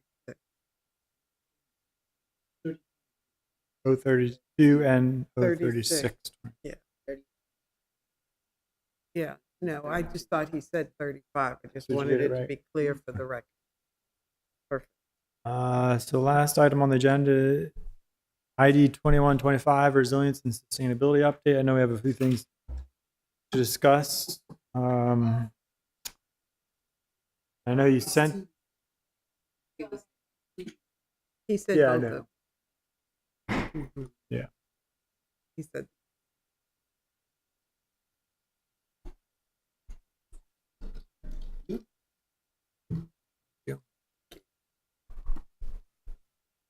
man, it's getting to be a large report here. Your study problem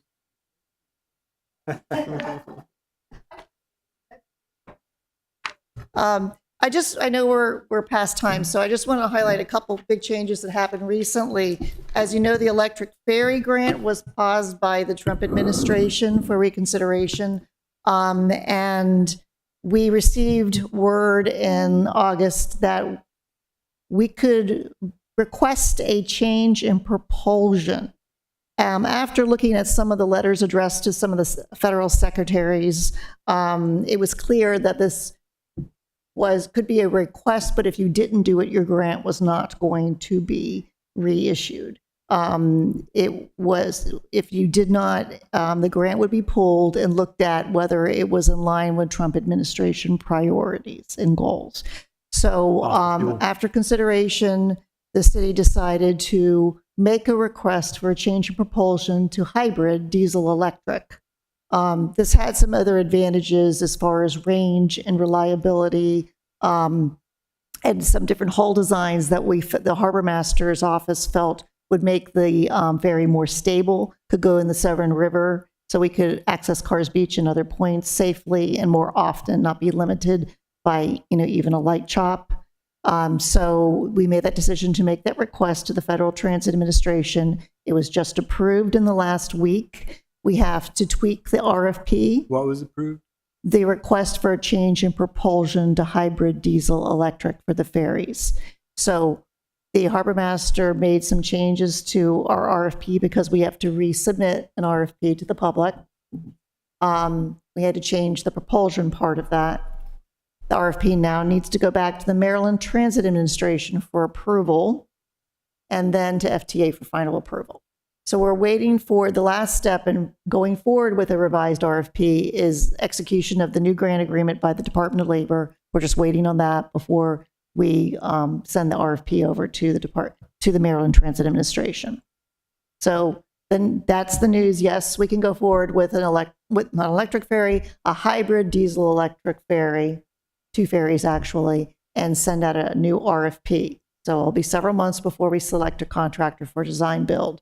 Meanwhile, we also have to send the ferry landing site in Eastport over to the Maryland Transit Administration for proposal, for approval of their RFP before that can go out on the street as well.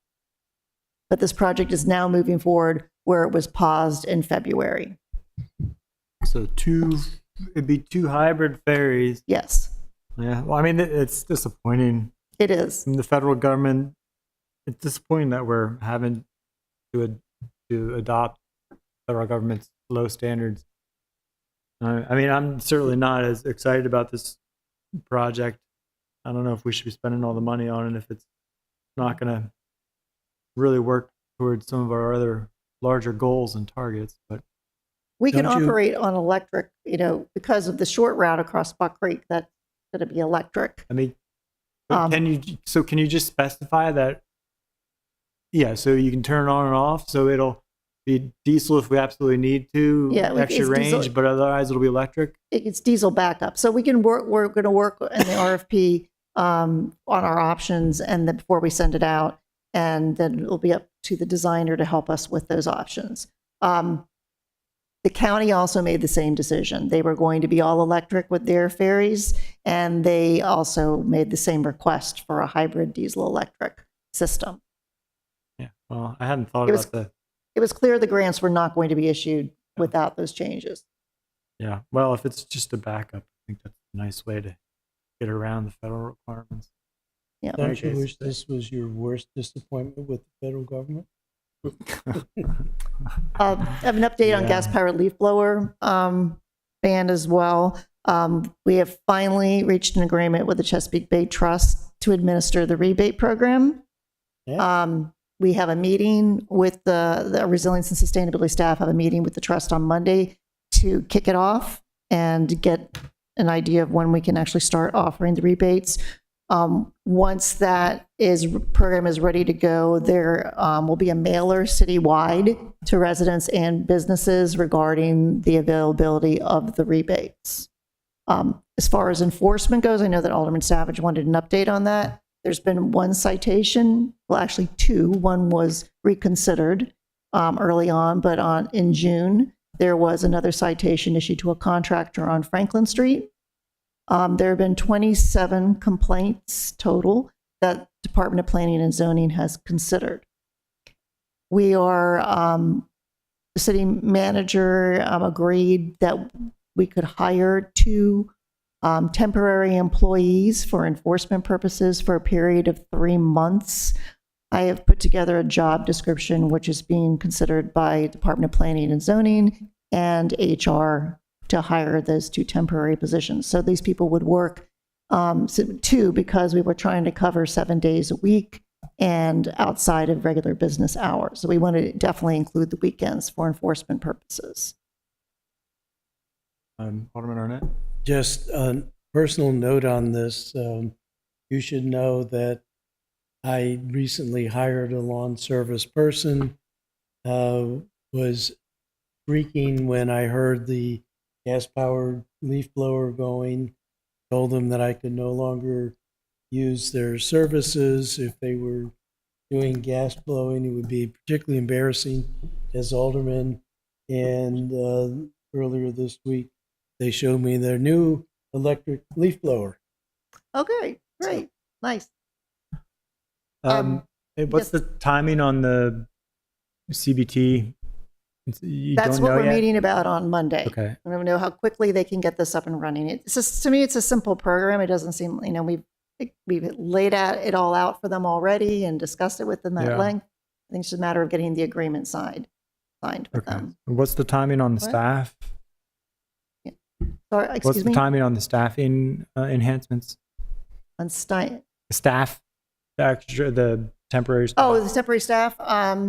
I do not. I need feedback from Planning and Zoning on the job description. As soon as I can get that done and get it over to HR to advertise. I wanted to hire someone by September, but So does that mean planning and zoning is still having? I know they had a number of 3 out of 4 inspectors or something out. they had a number of inspectors that are out on Health medical leave. issues. Yes, That's still the case. I believe so. Yeah. So that's been, committee's sake, that's been one of the big things that we didn't realize, and I think the public doesn't realize because we don't want to talk to them about all that stuff. But Mhm. there are personal reasons, health reasons why the planning and zoning staff and enforcement staff is very impacted. Yeah, So they're working at full capacity, and Yeah. Director Jakubiak feels that they're overworked at this point. well, if we could fast track some of the the supplemental temporary staff, that'd be great. Because leaves are going to start dropping here next Oh, month. yes. But I think what I mentioned before is, I really do think if we just have some staff focusing on this for a short period, they'll get the message, and I know residents are slowly getting the message with the notifications, and hopefully that'll trickle down to the contractors. We believe with the season of hard enforcement that people will get the message, and people like Alderman Arnett, who will require their landscapers to change, it'll cause a change. Yeah, and I think we do need the proactive inspection, because my perception is some of the public's starting to get a little, I don't know what the right word would be, but I think it's a little hopeless. A little So they're frustrated. not submitting that many complaints Right. anymore. Right. I did include in this report on page 4 something from excerpt from the Department of Transportation on EV charging functionality in Hillman Garage because we had a number of complaints. So this was an email that was shared with, I believe, Alderman Savagen and Alderwoman O'Neill. I don't know if the rest of council received it, but I thought to include it in here because I thought it was some very good additional information about the charging uptime and downtime. The L2 chargers are up 100% of the time in Hillman Garage, but it's the fast chargers, the DC3s, they must be because of the strong current. I'm not exactly sure. I'm not an engineer, but they seem to go down more often, and Premium is slow to fix them. They have like a 4 to 8 week period in order to fix them. The Department of Transportation is working with Premium Parking to decrease that repair time, that repair lag. We haven't experienced the same types of problems with the BG&E installed chargers that are in Gott's Garage and at Pitt Moyer, or at the public libraries. Different companies. Yeah. Different company manufacturers, that is, of charging infrastructure. Yeah. And Ms. Lennon, didn't you just email me something about the charger contracts? I don't know if I emailed you. Jessica in my office, Oh, she was okay. asking me, and so I provided the document that we have with BG&E for what they install. That only applies to some. Yeah, it only applies to some, not all. Hillman was the one, just so you're, and the committee are aware. Yeah, Hillman has this other company, but it seems to be enforced by Premium, even though the charging company has I think a contract with us, not Premium. Is that true? Well, we have the agreement that I forwarded to my colleague was just BG&E's right to enter and to install their own devices. I don't know about the other contract with the private one. That would have been done, I think, more through Premium. ABB E-Mobility is the manufacturer. I don't know if they do the maintenance as well, but Department of Transportation or anyone in the city contacts Premium when one of the chargers is down. Marcus did note just recently that there's no contact number on the chargers, and I asked him, and he said he would put a contact number on there, and he said the contact that we had before was not direct to repair, so they're rectifying that as well. So Department of Transportation is going to provide on the chargers a more direct line for anyone who notices the chargers are down. The problem is you don't know they're down until you try to use them. Yeah. Then you go through that frustration. And there's no way for us to know if they're down, if no one's using them at the moment.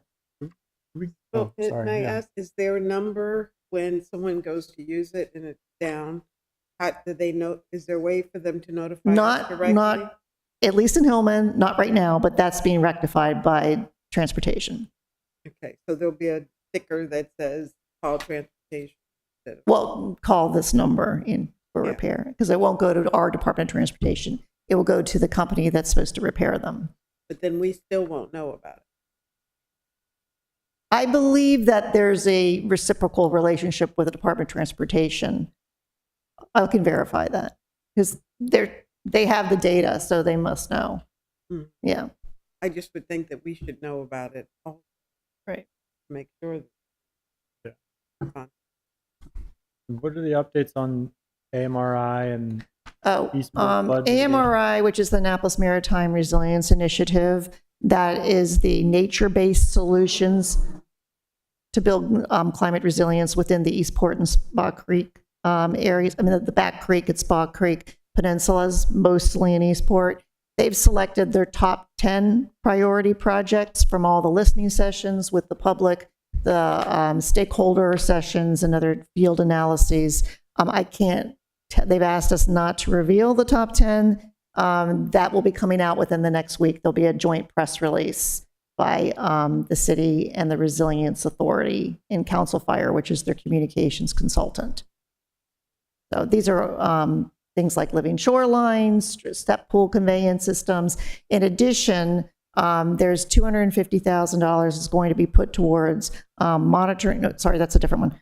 Let me back up. The Department of Public Works has identified with their Eastport mitigation study that the best solution for the street end flooding is to put in backflow preventers at the street ends. Currently, they're definitely going to address the core area of Eastport with backflow preventers, and one of the options is to put the backflow preventers at every street end in Eastport, and that looks promising. A lot of activity. So, yes, Alderman Arnett? So I'm looking at the LED lights, and I just wanted to report in Portugal, both in Porto and Lisbon, their street lights all have cameras. Oh, good. And they actually have signs on the street saying monitored by cameras. And I didn't think Portugal was a very high crime area, but I wish we had taken advantage years ago when we could have put the cameras in all the BG&E lights. Maybe Well, someday we'll do it. I'm going to let Dylan just update you on our lighting study that we did, which concerns BG&E real quickly. Dylan Cunnage, Environmental Programs Manager. Yeah, that's a great segue into a study that we just had completed by Tanco Lighting. This was funded through our operational budget. We have seen that different municipalities have transitioned from a utility-owned light or street lighting approach, taking advantage of state legislation to actually obligate those utilities to sell those lights to municipalities. This has yielded a lot of savings for different municipalities, and this study has had an initial estimate, if we were to fully adopt, this transition to city-owned lights and city-maintained lights, of about $8.5 million over 20 years. And coupled with that, those substantial savings, we actually have improved flexibility to what we can do with our street lights. So that would, of course, include, upgrades like cameras, and would increase our capacity to put on those Wi-Fi luminaires that will be, testing for that 6-month period. Put on what? Broadband luminaires, which provide public Wi-Fi zones. And that's what we're piloting with that 6-month program through US Ignite. So we're really excited about that study. We obviously have some internal discussions that we need to have with DPW. Among others, like I said, that would be an estimate for total adoption or total conversion from BG&E to city-owned. But this is really promising, and we're definitely along with you in terms of trying to upgrade our public infrastructure in that way. Good. Since we're so far over time, are there any particular questions? I'm good. Thank you. Thank you for You're the welcome. report. Yes. All right. There's a lot of changes in there, so if you have other Yeah. questions, please contact me as usual. Thank you. I don't see anything else on the agenda, so Chair, I'll move that we adjourn. Second? all right. All those in favor, please say aye. Aye. Motion carries. Meeting is adjourned. Thank you.